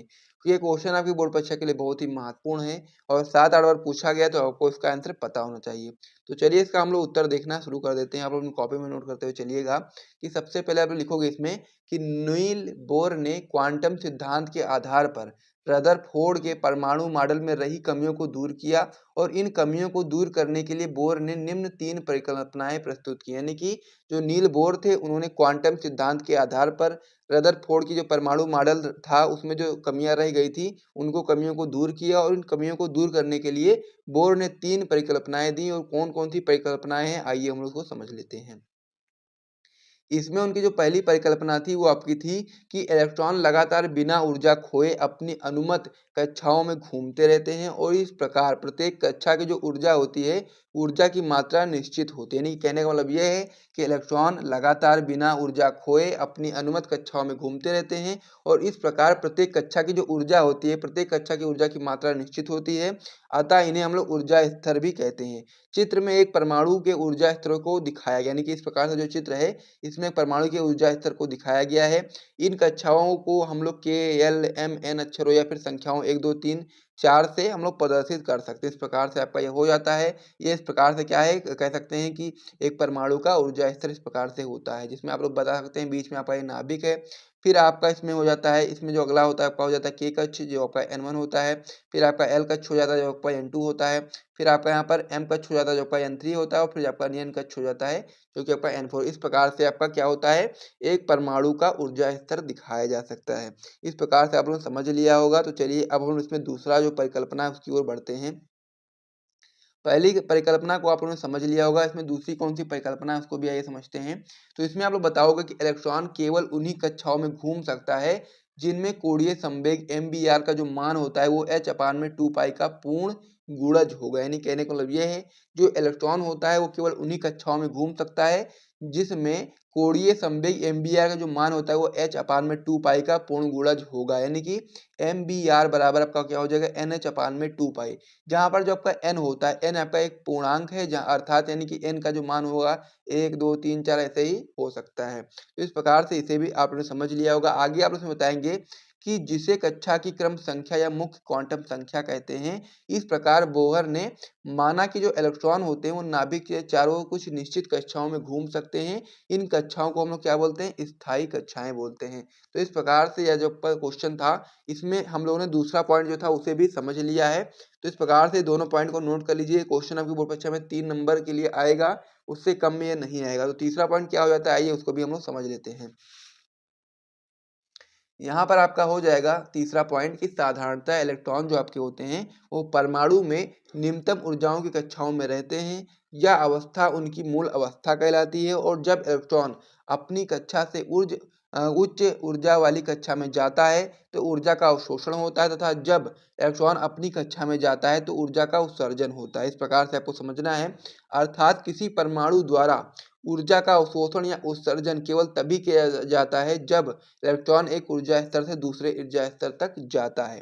यानी कि आपका हो जाएगा डेल्टा ई बराबर आपका हो जाएगा E2 माइनस E1 बराबर hc अपान में लेमडा। इस प्रकार से आपका हो जाएगा, जहां पर जो आपका E2 बराबर n बराबर 2 है, यानी कि इस तरह की जो ऊर्जा होगी, फिर आपका क्या हो जाएगा E1 बराबर N बराबर 1 आपका जो होगा वो इस तरह की ऊर्जा की कक्षा की त्रिज्या जितनी अधिक होगी ऊर्जा का मान भी उतना ही अधिक होगा। इस प्रकार से आप लोगों ने बोरिंग जो 3 परिकल्पनाएं थी उसे आप लोगों ने समझ लिया है। तो इसे आप लोग नोट करना चाहो तो नोट कर लीजिए। फिर हम लोग अगले क्वेश्चन की ओर बढ़ते हैं।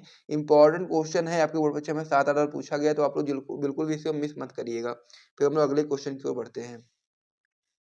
अगला जो हमारा क्वेश्चन होता है, ये भी आपका बहुत ही महत्वपूर्ण क्वेश्चन होता है कि रदरफोर्ड की परमाणु मॉडल की व्याख्या कीजिए तथा इनकी कमियों का उल्लेख कीजिए। यानी कि हम लोग को इसमें क्या बताना है, हम लोग को इसमें रदरफोर्ड की परमाणु मॉडल की व्याख्या करनी है और साथ ही में उसकी कमी को भी बताना है। यहाँ पर इंपॉर्टेंट क्वेश्चन 2015 में, 19 में, 20 में, 23 में 3-4 बार पूछा गया है। आपको पता होना चाहिए कि रदरफोर्ड का परमाणु मॉडल आखिर क्या था, उसकी व्याख्या हम लोग को बतानी है और साथ ही में इनकी कमियों को भी यहाँ पर उल्लेख करना है। तो सबसे पहले आप बताएंगे कि प्रत्येक परमाणु का समस्त द्रव्यमान तथा समस्त धनावेश परमाणु के केंद्र पर 10 की घात -15 मीटर त्रिज्या के सूक्ष्म गोलाकार स्थान में रहता है, जिसे हम लोग क्या बोलते हैं, जिसे हम लोग नाभिक बोलते हैं। मैं फिर से रिपीट करता हूँ कि प्रत्येक परमाणु का समस्त द्रव्यमान तथा समस्त धनावेश परमाणु के केंद्र पर 10 की घात -15 मीटर त्रिज्या के सूक्ष्म गोलाकार स्थान में रहता है, जिसे हम लोग नाभिक कहते हैं। आगे हम बता सकते हैं कि नाभिक के चारों ओर 10 की घात -10 मीटर कोटि की त्रिज्या वाले खोखले गोले में इलेक्ट्रॉन वितरित रहते हैं और इन इलेक्ट्रॉनों का कुल जो ऋणावेश होता है वो नाभिक के धनावेश के बराबर होता है। फिर इनकी अगली पॉइंट इसमें आप बता सकते हैं कि एक इलेक्ट्रॉन यानी कि ये इलेक्ट्रॉन जो आपके होते हैं वो नाभिक के चारों ओर विभिन्न वित्तीय कक्षाओं में चक्कर लगाते रहते हैं, जिसके लिए आवश्यक अभिकेंद्र बल इलेक्ट्रॉन और नाभिक के बीच स्थिर वैद्युत आकर्षण बल से प्राप्त होता है। तो इस प्रकार से हम लोगों ने रदरफोर्ड का जो परमाणु मॉडल था उसे तो समझ लिया है। अब हम लोग रदरफोर्ड के परमाणु मॉडल की जो एक कमी है उसको भी हम लोग देखेंगे, तो इसे आप लोग कॉपी में नोट कर लीजिए। फिर अगले पेज पे बढ़ते हैं, वहां पर हम लोग रदरफोर्ड के परमाणु मॉडल की कमी को समझते हैं। तो उम्मीद करता हूँ कि इसे आप लोग नोट कर लिया होगा और साथ ही में यदि आपको यहाँ से वीडियो पसंद आया है तो लाइक और चैनल को सब्सक्राइब करना बिल्कुल भी मत भूलिएगा। तो अब हम लोग इसमें देख लेते हैं रदरफोर्ड की मॉडल की जो कमियां थी उसको समझ लेते हैं। तो इसमें आप लोग बताएंगे कि परमाणु के स्थायित्व के संबंध में उनकी जो कमी थी उसको समझते हैं। तो इसमें आप लोग बताओगे कि नाभिक के चारों ओर घूमते इलेक्ट्रॉनों में अभिकेंद्र त्वरण होता है और वैद्युत गति विज्ञान के अनुसार त्वरित आवेशित कण जो आपका होता है वो वैद्युत चुंबकीय तरंगों के रूप में लगातार ऊर्जा उत्सर्जित करता है। अर्थात यानी कि अतः आप लोग बता सकते हो कि अतः नाभिक के चारों ओर विभिन्न कक्षाओं में घूमते हुए इलेक्ट्रॉनों से भी वैद्युत चुंबकीय तरंगों का उत्सर्जन लगातार होना चाहिए और इस प्रकार इलेक्ट्रॉनों की जो ऊर्जा होती है उसका ह्रास होने से उनके वृत्तीय मार्ग की त्रिज्या होती है वो लगातार घटती जानी चाहिए और अंत में इलेक्ट्रॉन नाभिक में गिर जाने चाहिए। इस प्रकार परमाणु स्थायित्व नहीं रह सकता है। यही उनकी कमी थी रदरफोर्ड मॉडल की। कह सकते हैं कि इसमें क्या होता है कि परमाणु के स्थायित्व नहीं रह सकता। इस प्रकार से आप समझ गए होंगे, तो इसे भी नोट कर लीजिए। फिर हम लोग इसमें अगले क्वेश्चन की ओर बढ़ते हैं। अब जो हमारा इसमें अगला क्वेश्चन हो जाता है बहुत ही ज़्यादा महत्वपूर्ण क्वेश्चन होता है कि व्यतिकरण से आप क्या समझते हो और प्रकाश के व्यतिकरण के लिए आवश्यक शर्तें भी हम लोग को इसमें बतानी है। बहुत ही ज़्यादा महत्वपूर्ण क्वेश्चन आपकी बोर्ड परीक्षा में बहुत बार पूछा गया है। 2005 में, 6 में, 9 में, 11 में, 12 में, 13 में, 15 में, 16 में, 19 में, 20 में, 22 में, 23 में, यानी कह सकते हैं आप लोग कि 3, 3, 6, 7, 8, 9, 10, 11, 12 बार पूछा गया आपकी बोर्ड परीक्षा में। बहुत ही ज़्यादा महत्वपूर्ण क्वेश्चन है। तो आपको यहाँ पर समझना है कि व्यतिकरण से आप क्या समझते हो, साथ ही में प्रकाश के व्यतिकरण के लिए आवश्यक शर्त भी हम लोग को इसमें बतानी है।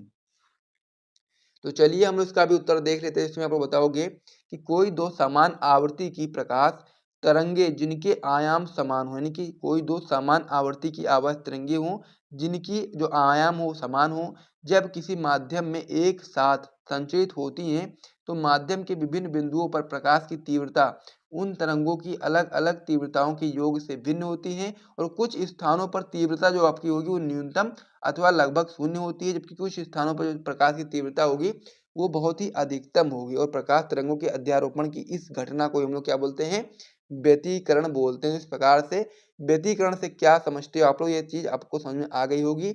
अब हम उसमें आगे बढ़ते हैं। आगे आप लोग यहाँ पर 2 पॉइंट और बताना चाहो तो बता सकते हो कि जिन स्थानों पर तीव्रता न्यूनतम होती है उन स्थानों पर प्राप्त व्यतिकरण को हम लोग विनाशी व्यतिकरण, तथा जिन स्थानों पर तीव्रता अधिकतम होती है उन स्थानों पर प्राप्त व्यतिकरण को हम लोग समपोषी व्यतिकरण कहते हैं। बहुत ही सिंपल सा पॉइंट है कि जिन स्थान पर तीव्रता न्यूनतम होगी उन स्थानों पर जो व्यतिकरण प्राप्त होगा उसको हम लोग क्या बोलेंगे, विनाशी व्यतिकरण बोलेंगे। और जिन स्थानों पर तीव्रता अधिकतम होगी उन स्थानों पर जो आपका व्यतिकरण होगा वो आपका समपोषी व्यतिकरण कहलाएगा। तो इस प्रकार से इसे भी आप लोग समझ लिया होगा। तो चलिए अब हम लोग आगे पीछे बढ़ते हैं और वहां पर प्रकाश के व्यतिकरण के लिए जो आवश्यक शर्तें हैं उनको भी हम लोग देख लेते हैं। तो इस पेज को मैं यहाँ पर हटा देता हूँ। अब इसमें जो हमारा अगला पॉइंट हो जाता है कि प्रकाश के व्यतिकरण के लिए आवश्यक शर्त है, तो उसमें आप बता सकते हैं पहला पॉइंट कि दोनों प्रकाश स्रोत कला संबंध होने चाहिए, अर्थात दोनों तरंगों के बीच कालांतर समय के साथ नियत रहना चाहिए। बहुत ही सिंपल सा पॉइंट है कि दोनों प्रकाश स्रोत कैसे होने चाहिए, तो आप लोग बता सकते हैं कि दोनों प्रकाश स्रोत कला संबंध होने चाहिए, अर्थात दोनों तरंगों के बीच में जो कालांतर समय हो वो समय के साथ नियत रहे, यानी कि जो कालांतर हो समय के साथ नियत रहना चाहिए। दूसरा पॉइंट इसमें बता सकते हैं कि दोनों तरंगों की आवृत्तियां अथवा तरंगदैर्ध्य बराबर होनी चाहिए। दूसरा पॉइंट भी इंपॉर्टेंट है कि दोनों तरंगों की जो आवृत्तियां होती हैं तथा तरंगदैर्ध्य होता है वो बराबर होने चाहिए। तीसरा पॉइंट आपका इसमें हो जाता है कि अच्छे व्यतिकरण के लिए दोनों तरंगों के आयाम बराबर होने चाहिए, यानी कि जब आप लोग अच्छा व्यतिकरण प्राप्त करना चाहते हो तो उसके लिए दोनों तरंगों के जो आयाम होते हैं वो बराबर होने चाहिए। और जो आपका इसमें चौथा और लास्ट पॉइंट होता है कि अच्छे व्यतिकरण के लिए प्रकाश स्रोत बहुत संकीर्ण होने चाहिए। तो इस प्रकार से प्रकाश के व्यतिकरण के लिए जो आवश्यक शर्तें थी उसे भी आप लोगों ने समझ लिया है। तो अब हमारा जो महत्वपूर्ण डेरिवेशन होने वाला है लॉन्ग क्वेश्चंस का वो आपका होने वाला है कि वैद्युत द्विध्रुव की अच्छी स्थिति में किसी बिंदु पर वैद्युत क्षेत्र की तीव्रता का व्यंजक ज्ञात कीजिए। वेरी इंपॉर्टेंट ये आपका डेरिवेशन होता है। आप लोग देख भी सकते हो यहाँ से कि 2005 में, 7 में, 8 में, 11 में, 12 में, 14 में, 15 में, 16 में, 17 में बहुत बार क्वेश्चन आपके बोर्ड परीक्षा में आया हुआ है। तो इसे आप लोगों को अच्छे तरीके से समझना पड़ेगा कि बहुत ही ज़्यादा महत्वपूर्ण क्वेश्चन हो जाता है। तो इसका उत्तर आइए हम लोग समझ लेते हैं, बहुत ही महत्वपूर्ण है। तो इसे आप लोग को आज ही तैयार कर लेना है और इस वीडियो में जितने भी प्रश्न बताए गए उन सभी को भी आपको आज ही तैयार कर लेना है ताकि आप लोग अपने बोर्ड एग्जाम में बहुत ही अच्छा स्कोर कर पाएं। तो चलिए अब हम लोग इसका सोल्यूशन देखते हैं कि किस प्रकार से आप लोग इसका उत्तर बताएंगे। तो चलो अब इसको हम लोग आंसर के द्वारा देखते हैं। पूरा डिटेल में मैं आपको सारी चीज समझाऊंगा, तो आप लोग को वीडियो को ध्यान से देखना है। और ये क्वेश्चन जैसे ही कंप्लीट हो जाएगा फिर हम लोग वीडियो को समाप्त करेंगे। और इस वीडियो में जितने भी प्रश्न बताए गए सभी आपके बहुत ही ज्यादा महत्वपूर्ण है, तो इसीलिए आप लोग सारे प्रश्नों को अच्छे से तैयार कर लेना यदि आप अपने बोर्ड एग्जाम में बहुत ही अच्छा स्कोर करना चाहते हैं। तो चलिए हम लोग इसका सोल्यूशन देखते हैं। तो इसको ये डेरिवेशन है, इसको समझने के लिए आपको सबसे पहले चित्र को समझना होगा। तो इस प्रकार से आपका ये चित्र हो जाता है। अब चित्र हो जाता है लेकिन आपको ऐसे समझ में नहीं आएगा, तो इसके लिए मैं आपको यहाँ पर अच्छे तरीके से समझा कर बहुत ही अच्छे तरीके से मैं आपको यहाँ बताऊँगा। इसको मैं ऊपर कर देता हूँ। अब यहाँ पर मैं आपको समझाता हूँ, ठीक है। सबसे पहले क्या करना है, आपको एक वैद्युत द्विध्रुव ले लेना है इस प्रकार से, क्योंकि हम लोग को वैद्युत द्विध्रुव की अच्छी स्थिति में ही क्या ज्ञात करना है, वैद्युत क्षेत्र की तीव्रता ज्ञात करना है, ठीक है। तो इस प्रकार से आपका क्या हो गया, वैद्युत द्विध्रुव हो गया। इसको हम लोग नाम दे देते हैं ए बी, ठीक है। इसको हम लोग क्या नाम दे देंगे, ए बी नाम दे देंगे, ठीक है। अब आप लोगों को पता होगा कि जो आपका वैद्युत द्विध्रुव होता है वो आपका माइनस क्यू और प्लस क्यू आवेशों से मिलकर के बना होता है, ठीक है। और इसके मध्य बिंदु कितनी हम लोग मान लेते हैं, ओ मान लेते हैं। मध्य बिंदु क्या मान लेते हैं, ओ मान लेते हैं, ठीक है। अब आप लोग को पता होगा कि जो आपका वैद्युत ध्रुव होता है आपका माइनस क्यू और प्लस क्यू आवेशों से मिलकर के बना होता है और इन दोनों आवेशों के बीच की दूरी कितनी होती है, 2l होती है। तो यदि हम लोग चाहें माइनस क्यू से मध्य बिंदु ओ तक की दूरी कितनी मान लें, l मान लें यहाँ से यहाँ तक, ठीक है। फिर हम लोग क्या करें, मध्य बिंदु ओ से प्लस क्यू तक की दूरी कितनी मान लें, हम लोग यहाँ से यहाँ तक भी l मान लें। तो टोटल कितना हो जाती है दूरी, दूरी आपकी टोटल हो जाती है 2l। तो ये चीज़ आपको यहाँ पर याद रखना है। जो आपका वैद्युत ध्रुव होता है वो दोनों आवेशों के बीच की दूरी कितनी होती है, 2l होती है। तो इस प्रकार से आप लोगों ने यहाँ तक समझ लिया। अब इसको हम लोग और आगे समझते हैं, ठीक है। मध्य बिंदु जो आपका O है, ठीक है। मध्य बिंदु O से मान लीजिए आप लोग R दूरी पर, यहाँ से मान लीजिए मध्य बिंदु O है ना, तो यहाँ से R दूरी पर, ऐसे मान लीजिए R दूरी पर कोई बिंदु आप लोग P मान लीजिए जिस पर हम लोग को वैद्युत क्षेत्र की तीव्रता को हम लोग को ज्ञात करना है, ठीक है। यानी कि मध्य बिंदु O से स्मॉल r दूरी पर कोई बिंदु P है जिस पर हम लोग को वैद्युत क्षेत्र की तीव्रता को ज्ञात करना है। और जब हम लोग क्या करेंगे, प्लस क्यू आवेश के कारण, यानी कि जो आपका प्लस क्यू आवेश है इसके कारण जब हम लोग बिंदु P पर वैद्युत क्षेत्र की तीव्रता को ज्ञात करेंगे तो इसकी जो दिशा होगी वो दूर की तरफ होगी, ठीक है। इसको हम लोग E1 नाम दे देते हैं। और जब हम लोग माइनस क्यू आवेश के कारण बिंदु P पर वैद्युत क्षेत्र की तीव्रता ज्ञात करेंगे तो उसकी दिशा जो होगी वो आवेश की दिशा की ओर ही होगी, तो इसके हम लोग E2 नाम दे देते हैं, ठीक है। अब जब हम लोग प्लस क्यू आवेश के कारण बिंदु P पर वैद्युत क्षेत्र की तीव्रता ज्ञात करेंगे तो उसकी दूरी भी हम लोग को पता होना चाहिए। दूरी कैसे निकालोगे, तो दूरी भी आप लोग बहुत ही आसानी तरीके से निकाल सकते हो।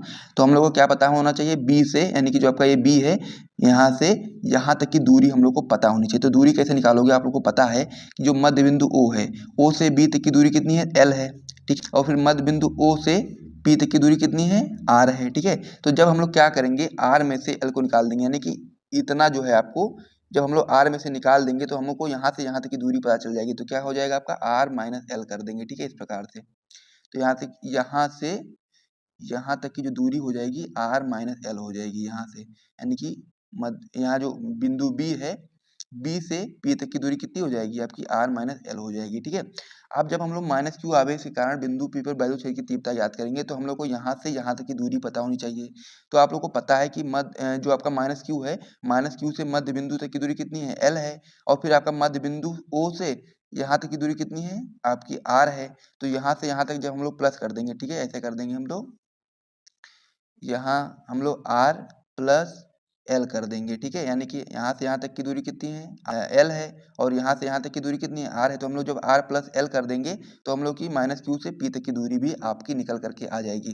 तो इस प्रकार से इतनी सारी चीज़ें थी चित्र में जो मैं आपको समझाना चाहता था, और जब इतनी चीज़ें आप लोग समझ जाओगे ना तो फिर आपको आगे कुछ करने की जरूरत नहीं है, इसी से आपका डेरिवेशन आराम से हल हो जाएगा, ठीक है। तो चलो अब हम लोग उसका थ्योरी लिखते हैं। किस प्रकार से थ्योरी आप लोग लिखोगे तो आप लोग बताओगे कि माना कि एक वैद्युत द्विध्रुव ए बी है, ठीक है, माना कि एक वैद्युत द्विध्रुव ए बी है, ठीक है, जो ऐसे परावैद्युत माध्यम में स्थित है जिसका परावैद्युतांक k है, इसके मध्य बिंदु O से r दूरी पर कोई बिंदु P है, ठीक है, यानी कि इसके जो मध्य बिंदु O है, O से r दूरी पर कोई बिंदु P है, जिस पर हम लोग को वैद्युत क्षेत्र की तीव्रता को ज्ञात करना है, ठीक है। तो सबसे पहले हम लोग क्या करेंगे, प्लस क्यू आवेश के कारण बिंदु P पर वैद्युत क्षेत्र की तीव्रता को ज्ञात करेंगे। तो आप लोग लिखोगे प्लस क्यू आवेश के कारण बिंदु P पर वैद्युत क्षेत्र की तीव्रता, तो क्या हो जाएगा, इसको हम लोग E1 नाम दिए थे तो हम लोग लिखेंगे E1 बराबर 1/4 पाई एप्सिलॉन नॉट के क्यू अपान में क्या हो जाएगा आपका r माइनस एल का होल स्क्वायर, ठीक है, क्योंकि मैंने आपको बताया था इसकी दूरी कितनी थी, दूरी मैंने आपको बताई थी r माइनस एल, ठीक है। तो आप लोग इस प्रकार से बता सकते हो r माइनस एल का होल स्क्वायर। तो ये आपका पहला समीकरण हो गया। दिशा यदि आप लोग बताना चाहो तो बता सकते हो, दिशा b से p की ओर, यानी कि जो दिशा हो जाएगी वो b से p की ओर होती है। जब हम लोग प्लस क्यू आवेश के कारण बिंदु p पर वैद्युत क्षेत्र की तीव्रता याद करेंगे तो जो दिशा होगी वो b से p की ओर यानी कि दूर की ओर होगी, ठीक है। ये चीज आपको यहाँ पर याद रखना है। तो इतना आप लोग अपनी कॉपी में नोट कर लो, फिर हम लोग अगले पेज पर बढ़ते हैं और वहां पर हम लोग इसको आगे सॉल्व करते हैं। तो हम लोगों ने प्लस क्यू आवेश के कारण बिंदु P पर वैद्युत क्षेत्र की तीव्रता को ज्ञात कर लिया है और ये समीकरण हम लोगों ने बना दिया है। अब हम लोग क्या करेंगे, माइनस क्यू आवेश के कारण बिंदु P पर वैद्युत क्षेत्र की तीव्रता हम लोग लिखेंगे, ठीक है। क्या लिखेंगे हम लोग, E2 बराबर क्या हो जाएगा आपका, E2 बराबर 1/4 पाई एप्सिलॉन नॉट के क्यू अपान में क्या हो जाएगा, इसकी दूरी कितनी थी, जो आपका माइनस क्यू है, माइनस क्यू से पी तक की दूरी कितनी थी, मैंने आपको बताया था आर प्लस एल, ठीक है। तो ये चीज आपको यहाँ पे याद रखना है। तो दूरी आप लोग लिखोगे आर प्लस एल का होल स्क्वायर, इस प्रकार से आपका हो गया। इसको हम लोग इक्वेशन सेकेंड बना लेते हैं और इसकी दिशा की जब बात होगी तो दिशा हो जाएगी आपकी दिशा पी से ए की ओर, यानी कि आप लोग यहाँ पर देखोगे जो आपका E2 है, E2 आप लोग देखोगे तो इसकी दिशा किधर की ओर है, P से इधर की ओर है, यानी कि A की ओर है। तो आप लोग बता सकते हो कि इसकी जो दिशा होगी वो आवेश की ओर ही होती है, ठीक है। तो इस प्रकार से हो गया। अब आगे आप लोग बताओगे बिंदु P पर परिणामी वैद्युत क्षेत्र की तीव्रता आप लोग जब निकालोगे तो आप लोग को पता होना चाहिए कि जो आपका E1 होता है वो E2 से बड़ा होता है, यानी कि जो आपका E1 होता है वो आपका E2 से बड़ा होता है। तो क्या हो जाएगा, E बराबर हो जाएगा E1 माइनस E2, ठीक है। तो हम लोग क्या करेंगे, E2 की जो वैल्यू है उसको हम लोग E1 से माइनस कर देंगे, ठीक है, तो फिर आपका आ जाएगा। तो इस प्रकार से अब आप लोग आगे लिखोगे E बराबर 1/4 पाई एप्सिलॉन नॉट के क्यू अपान में r माइनस एल का होल स्क्वायर, ये आपका E1 की वैल्यू हो गई। अब हम लोग माइनस करेंगे E2 की वैल्यू से, तो E2 की वैल्यू कितनी है, आप लोग बताओगे 1/4 पाई एप्सिलॉन नॉट के क्यू अपान में r प्लस एल का होल स्क्वायर, ये आपकी E2 की वैल्यू हो गई, ये आपकी E1 की वैल्यू हो गई। अब इसमें आप लोग देखो, इसमें जो चीज कॉमन हो उसको हम लोग बाहर निकाल लेते हैं।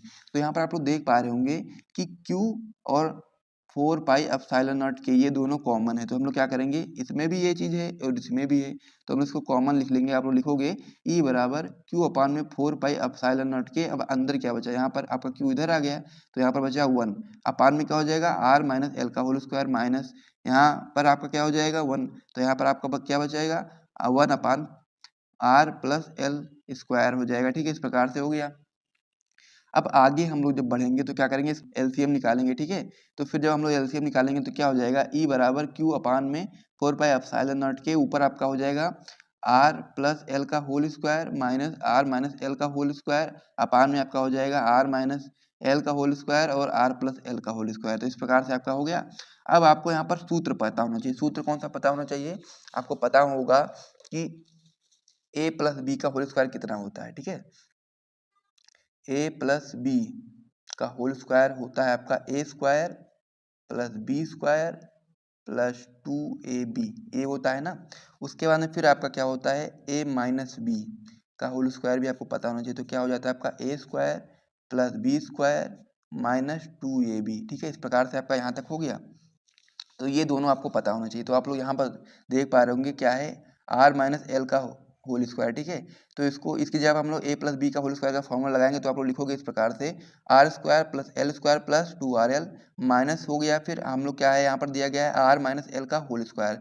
तो यहाँ पर हम लोग ए माइनस बी का होल स्क्वायर का फॉर्मूला लगाएंगे तो आप लोग लिखोगे R square plus L square minus 2rl। ठीक है, तो इस प्रकार से यहाँ तक आपका हो गया। ठीक है, और जो आपका अपान में हो जाएगा वो आपका हो जाएगा R square minus L square का होल स्क्वायर। ठीक है, इस प्रकार से आपका हो जाएगा, ठीक है। अब आप लोग जब नीचे आओगे तो क्या करोगे आप करोगे ई बराबर क्यू अपान 4 पाई एप्सिलॉन नॉट के। अब ये जो आप लोग ब्रैकेट हटाओगे तो क्या हो जाएगा आपका जो अंदर की वैल्यू है जो प्लस में है वो माइनस में हो जाएगी, जो माइनस में है वो प्लस में हो जाएगी। तो क्या हो जाएगा आपका R square plus L square plus 2rl। अब ये आपका क्या है माइनस का आर स्क्वायर, फिर आपका माइनस हो जाएगा, ये आपका प्लस में है तो यहाँ पर आएगा तो माइनस में हो जाएगा। तो क्या हो जाएगा माइनस एल स्क्वायर, और ये आपका प्लस माइनस में है तो ये जब बाहर आएगा तो आपका प्लस में हो जाएगा तो प्लस 2rl हो जाएगा। इस प्रकार से आपका हो गया। ठीक है, अब हम लोग क्या करेंगे इसको हम लोग काटेंगे। कैसे काटोगे आप लोग, मैं नीला पेन ले लेता हूँ यहाँ से, पेन कहाँ गया। अब आप लोग यहाँ पर क्या करोगे काट दोगे, क्या हो जाएगा आपका प्लस आर स्क्वायर है तो इसको हम लोग minus L square R square से काट देते हैं। ठीक है, अब यहाँ पर प्लस आपका एल स्क्वायर है तो इसको हम लोग माइनस एल स्क्वायर से काट देते हैं। तो यहाँ पर क्या बचा आपका 2rl प्लस 2rl कितना हो जाएगा 4rl हो जाएगा ना। तो यही चीज़ अब आप लोग नीचे लिखोगे कि ई बराबर 1/4 पाई एप्सिलॉन नॉट के क्यू इंटू 4rl अपान में क्या बचा आपका R square minus L square का होल स्क्वायर। ठीक है, अब आपको आगे समझना ये है कि जो आपका एल है, ठीक है, वो आर से बहुत छोटा है। तो इसलिए आप लोग बता सकते हो कि जो आपका एल है वो आर से बहुत छोटा है, या फिर कह सकते हैं कि आर बहुत बड़ा है एल से। तो इसलिए हम लोग एल स्क्वायर को नगण्य मान लेते हैं, यानी कि ना के बराबर मान लेते हैं। तो किस प्रकार से आपका हो जाएगा, तो आप लोग आगे आप लोग लिखोगे ई बराबर 1/4 पाई एप्सिलॉन नॉट के क्यू इंटू 4rl अपान में क्या हो जाएगा आर स्क्वायर। अब यहाँ पर जो एल स्क्वायर था इसको हम लोग नगण्य मान लेते हैं, यानी कि जीरो के बराबर मान लेते हैं। तो क्या हो जाएगा एल स्क्वायर की वैल्यू जीरो हो जाएगी। तो यहाँ पर आपका क्या हो जाएगा आर स्क्वायर माइनस जीरो और ब्रैकेट बंद स्क्वायर, ठीक है, का होल स्क्वायर। ठीक है, तो क्या हो जाएगा यहाँ से आपका क्या हो जाएगा आर की पावर कितनी हो जाएगी, यहाँ पे जो स्क्वायर लगा है तो आर की पावर कितनी हो जाएगी आर की पावर 4 हो जाएगी यहाँ से। ठीक है, तो इस प्रकार से आप लोगों ने यहाँ तक समझ लिया होगा। अब हम लोग अगले पेज पर बढ़ते हैं। आगे आप लोग क्या करोगे, आगे आपको कुछ करना नहीं ज़्यादा है, बस आपका समाप्त होने वाला है ये डेरिवेशन। ठीक है, आगे आप लोग लिखोगे ई बराबर 1/4 पाई एप्सिलॉन नॉट के।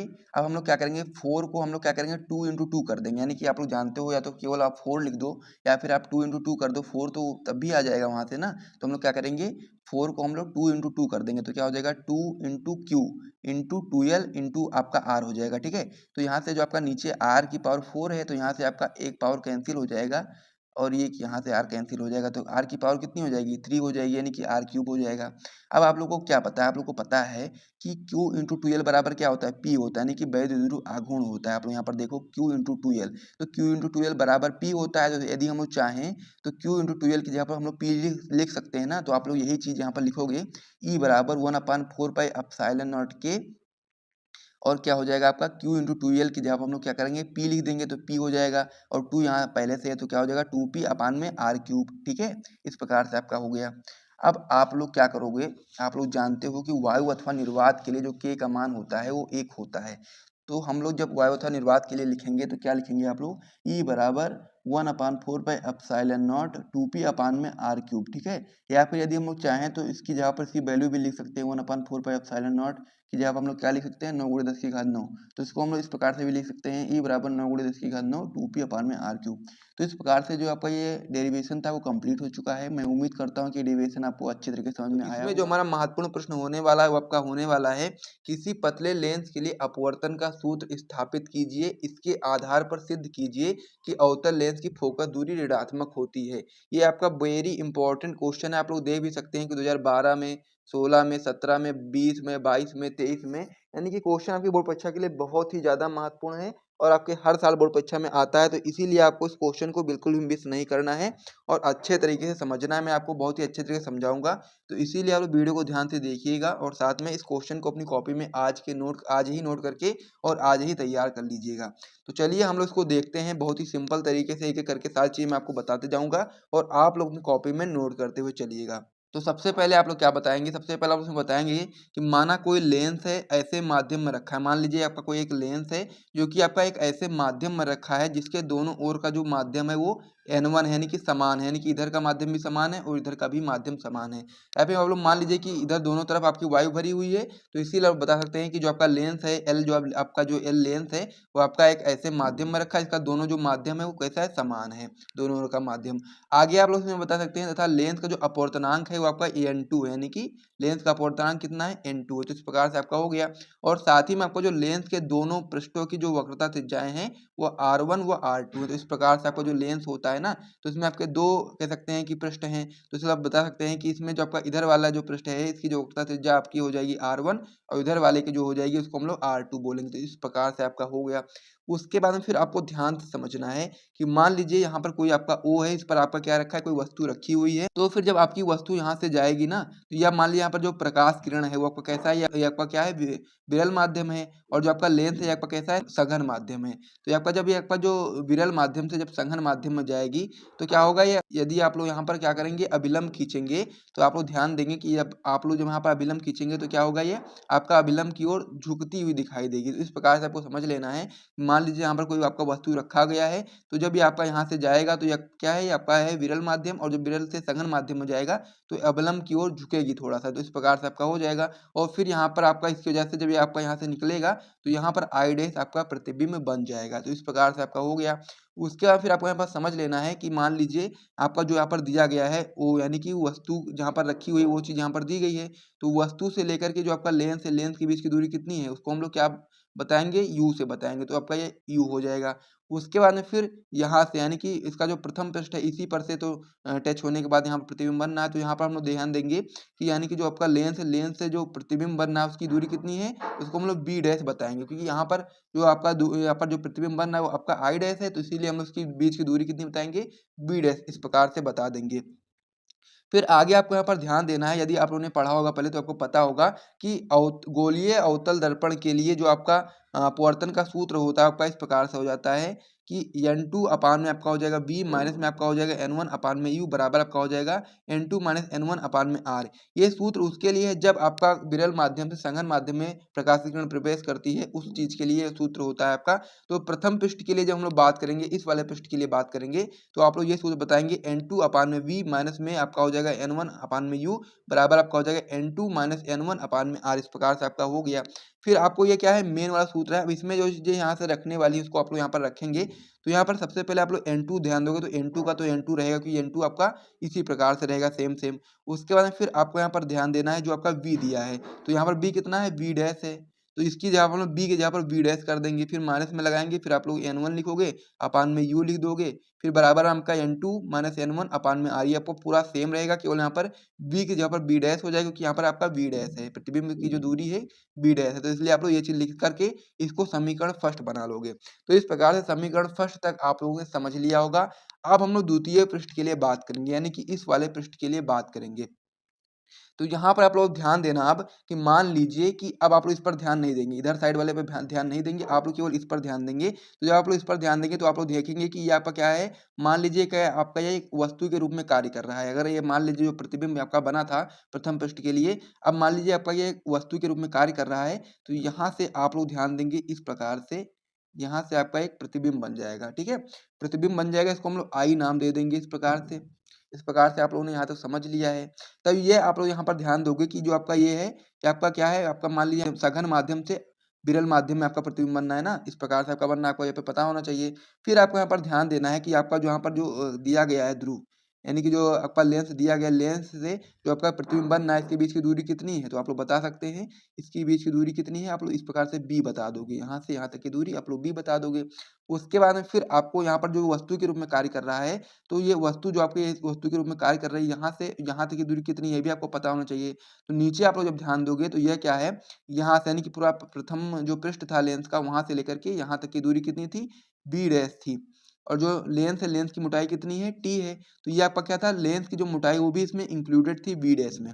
बाद आप लोग यहाँ पर ध्यान दोगे, यहाँ से आपका क्या था, बी डैश थी यहाँ से, तो इसमें क्या था, लेंस की जो मोटाई है वो इसमें इंक्लूडेड थी। लेकिन हम लोग को यहाँ से निकालना है, यानी कि लेंस की मोटाई को नहीं इंक्लूड करना है, तो हम लोग क्या कर देंगे, बी डैश में माइनस टी कर देंगे, यानी कि यहाँ से यहाँ तक की जो मोटाई आपकी हो जाएगी बी डैश माइनस टी हो जाएगा इस प्रकार से। तो जब आप लोग लेंस की मोटाई घटा दोगे तो यहाँ से यहाँ तक की दूरी निकल करके आ जाएगी द्वितीय पृष्ठ के लिए। तो अब आप लोग यहाँ पर लगाएंगे द्वितीय पृष्ठ के लिए। तो आप लोग जानते हैं कि जब आपका जो आपका जो प्रकाश किरण थी, जब आपका विरल माध्यम से सघन माध्यम में जा रही थी, तो उसके लिए सूत्र आप लोगों ने इस प्रकार से सूत्र लगाया था। लेकिन जब आपका प्रकाश किरण सघन माध्यम से विरल माध्यम में जा रही है, तो उसके लिए जो सूत्र होगा एकदम उल्टा हो जाएगा इस प्रकार से, यानी कि जहाँ पर N2 है वहाँ पर N1 हो जाएगा, और जहाँ पर N1 है वहाँ पर N2 हो जाएगा, इस प्रकार से आपका हो जाएगा। और यहाँ पर भी आपका जहाँ पर N2 था वहाँ पर N1, और जहाँ पर N1 था वहाँ पर N2, इस प्रकार से आपका हो जाएगा। तो अब आप लोग यहाँ पर ध्यान दोगे, N1 अपान में क्या हो जाएगा, V माइनस में आपका हो जाएगा N2 अपान में U हो जाएगा, बराबर आपका हो जाएगा N1 माइनस N2 अपान में R, इस प्रकार से आपका हो गया। उसके बाद में फिर आपको यहाँ पर लिख देना है N1 अपान में V तो सेम रहेगा, माइनस में आपका हो जाएगा N2, और अपान में जो आपका U यानी कि वस्तु के बीच की दूरी कितनी थी, B डैश माइनस टी बताया था ना आपको, तो यही चीज आप कर दोगे, B डैश माइनस टी, फिर बराबर आपका हो जाएगा N1 माइनस N2 अपान में R2, इस प्रकार से आपका हो जाएगा, क्योंकि हम लोग क्या कर रहे हैं, द्वितीय पृष्ठ के लिए बात कर रहे हैं। इस प्रकार से आपका हो गया। अब आगे आप लोग यहाँ पर ध्यान दोगे कि यदि जो लेंस हो अत्यंत पतला हो जाए, यानी कि यदि जो लेंस है वो आपका वो अत्यंत पतला हो जाए, यानी कि जो टी का मान है, माइनस जो आपका टी है लेंस है, वो नगण्य हम लोग इस प्रकार से मान ले, तो जो आपका बी डैश माइनस टी है, इसके जगह हम लोग केवल बी डैश भी लिख सकते हो, क्योंकि अगर लेंस बहुत पतला हो जा रहा है तो उसकी जगह हम लोग केवल बी डैश इस प्रकार से मान सकते हैं। तो यहाँ पर जो हम लोग ने बी डैश माइनस टी लिखा था, वहां पर केवल हम लोग बी डैश भी लिख सकते हैं यदि लेंस अत्यंत पतला हो जाए। तो यही चीज आप लोग यहाँ पर कर दोगे, N1 अपान में V हो जाएगा, माइनस में आपका हो जाएगा N2 अपान में V डैश, बराबर आपका हो जाएगा N1 माइनस N2 अपान में R2, इस प्रकार से आपको हो जाएगा। इसको हम लोग समीकरण सेकेंड बना लेंगे।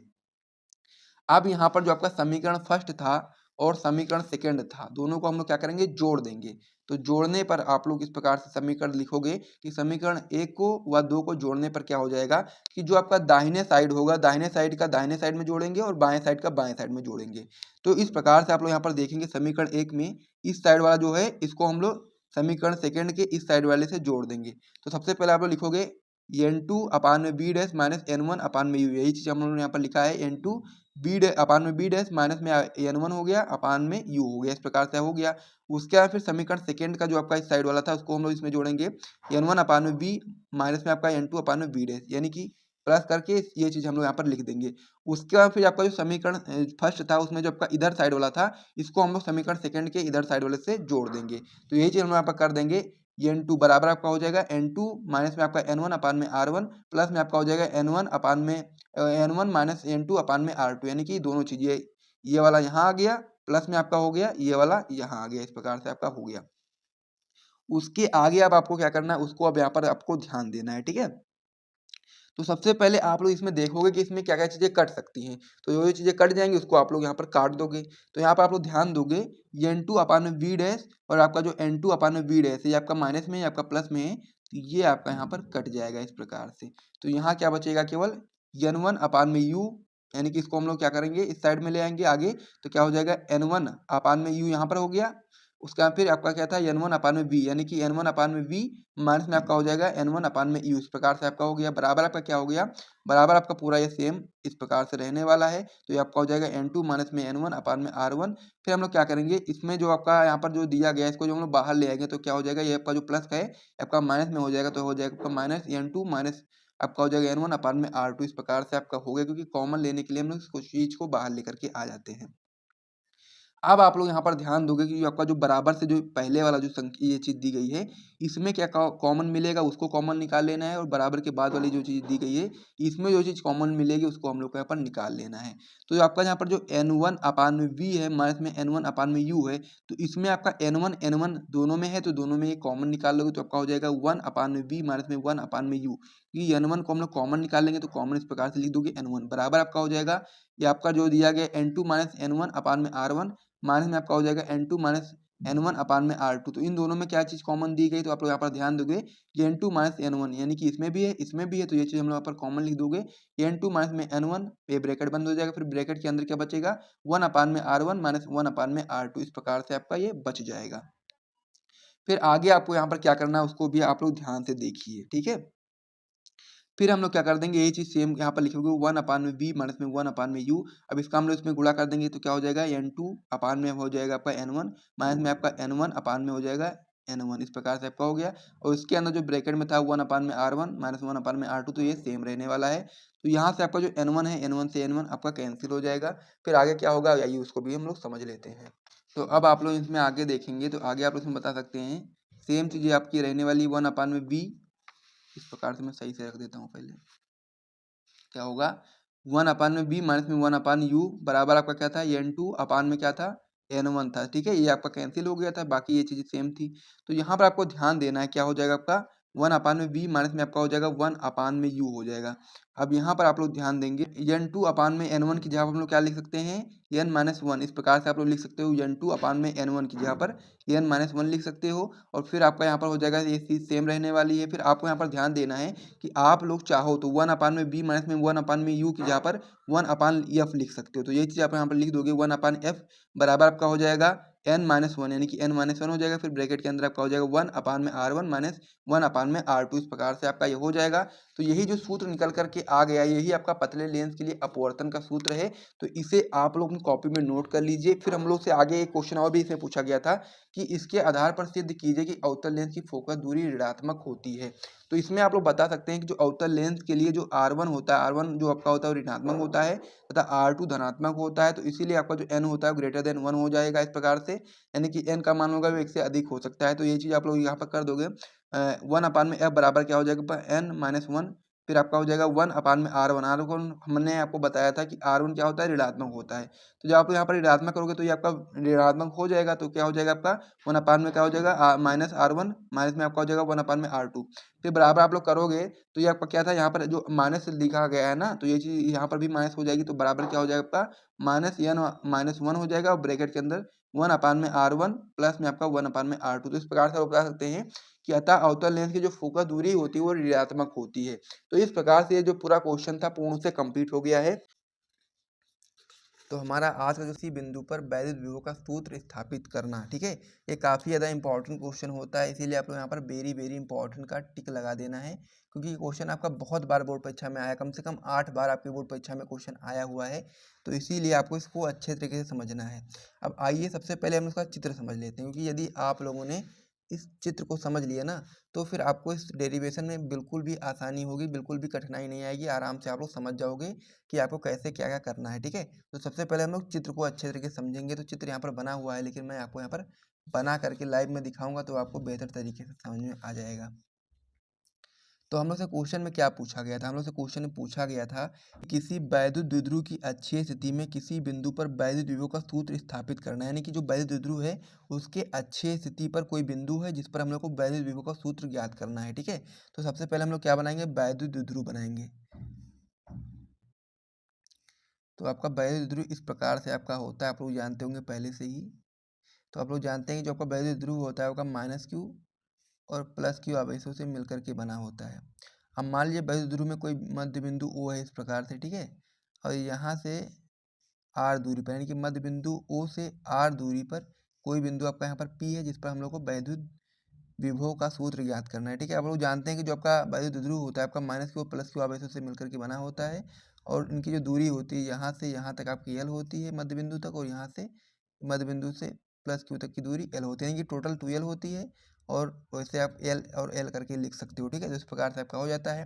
तो मैंने आपको यहाँ पर क्या क्या चीज़ें बताई, एक बार मैं फिर से रिपीट कर देता हूँ। तो मैंने आपको बताया कि जो आपका बाह्य द्विध्रुव होता है आपका माइनस क्यू और प्लस क्यू से आवेशों से मिलकर के बना है और इसकी दूरी कितनी है एल प्लस एल है यानी कि 2l है। ठीक है, इसके मध्य में कोई बिंदु आपका O है जिससे हम लोग को r दूरी पर यानी कि r दूरी पे कोई बिंदु P है अच्छी स्थिति में, उस पर हम लोग को वैद्युत विभव ज्ञात करना है। तो इस प्रकार से आपका चित्र हो जाता है। तो चित्र आप लोग अपनी कॉपी में एक बार बना लो, उसके बाद में फिर हम लोग इसका जो नीचे थ्योरी लिखी है चित्र के माध्यम से ही हम लोग लिखेंगे। तो हम लोग यहाँ पर लिखेंगे कि माना एक बाह्य द्विध्रुव आपका माइनस क्यू तथा प्लस क्यू आवेशों से मिलकर के बना है। इसकी लंबाई 2l है यानी कि एक एल ये और एक एल यानी दोनों मिलाएंगे तो 2l हो जाएगा। इसे ऐसे माध्यम में रखा गया है जिसका परावैद्युतांक k है। द्विध्रुव के मध्य बिंदु O से r दूरी पर अच्छी स्थिति में वैद्युत विभव का निर्धारण करना है। यानी कि द्विध्रुव है जो आपका उसका मध्य बिंदु में O है और मध्य बिंदु O से r दूरी पर कोई बिंदु होगा P है जिस पर हम लोग को वैद्युत विभव का निर्धारण करना है। तो सबसे पहले हम लोग क्या करेंगे प्लस क्यू आवेश के कारण बिंदु P पर वैद्युत विभव ज्ञात करेंगे। तो ये चीज़ हम यहाँ पर लिखेंगे प्लस क्यू आवेश के कारण बिंदु P पर वैद्युत विभव। तो सूत्र आपका हो जाता है B बराबर 1/4πε0 के।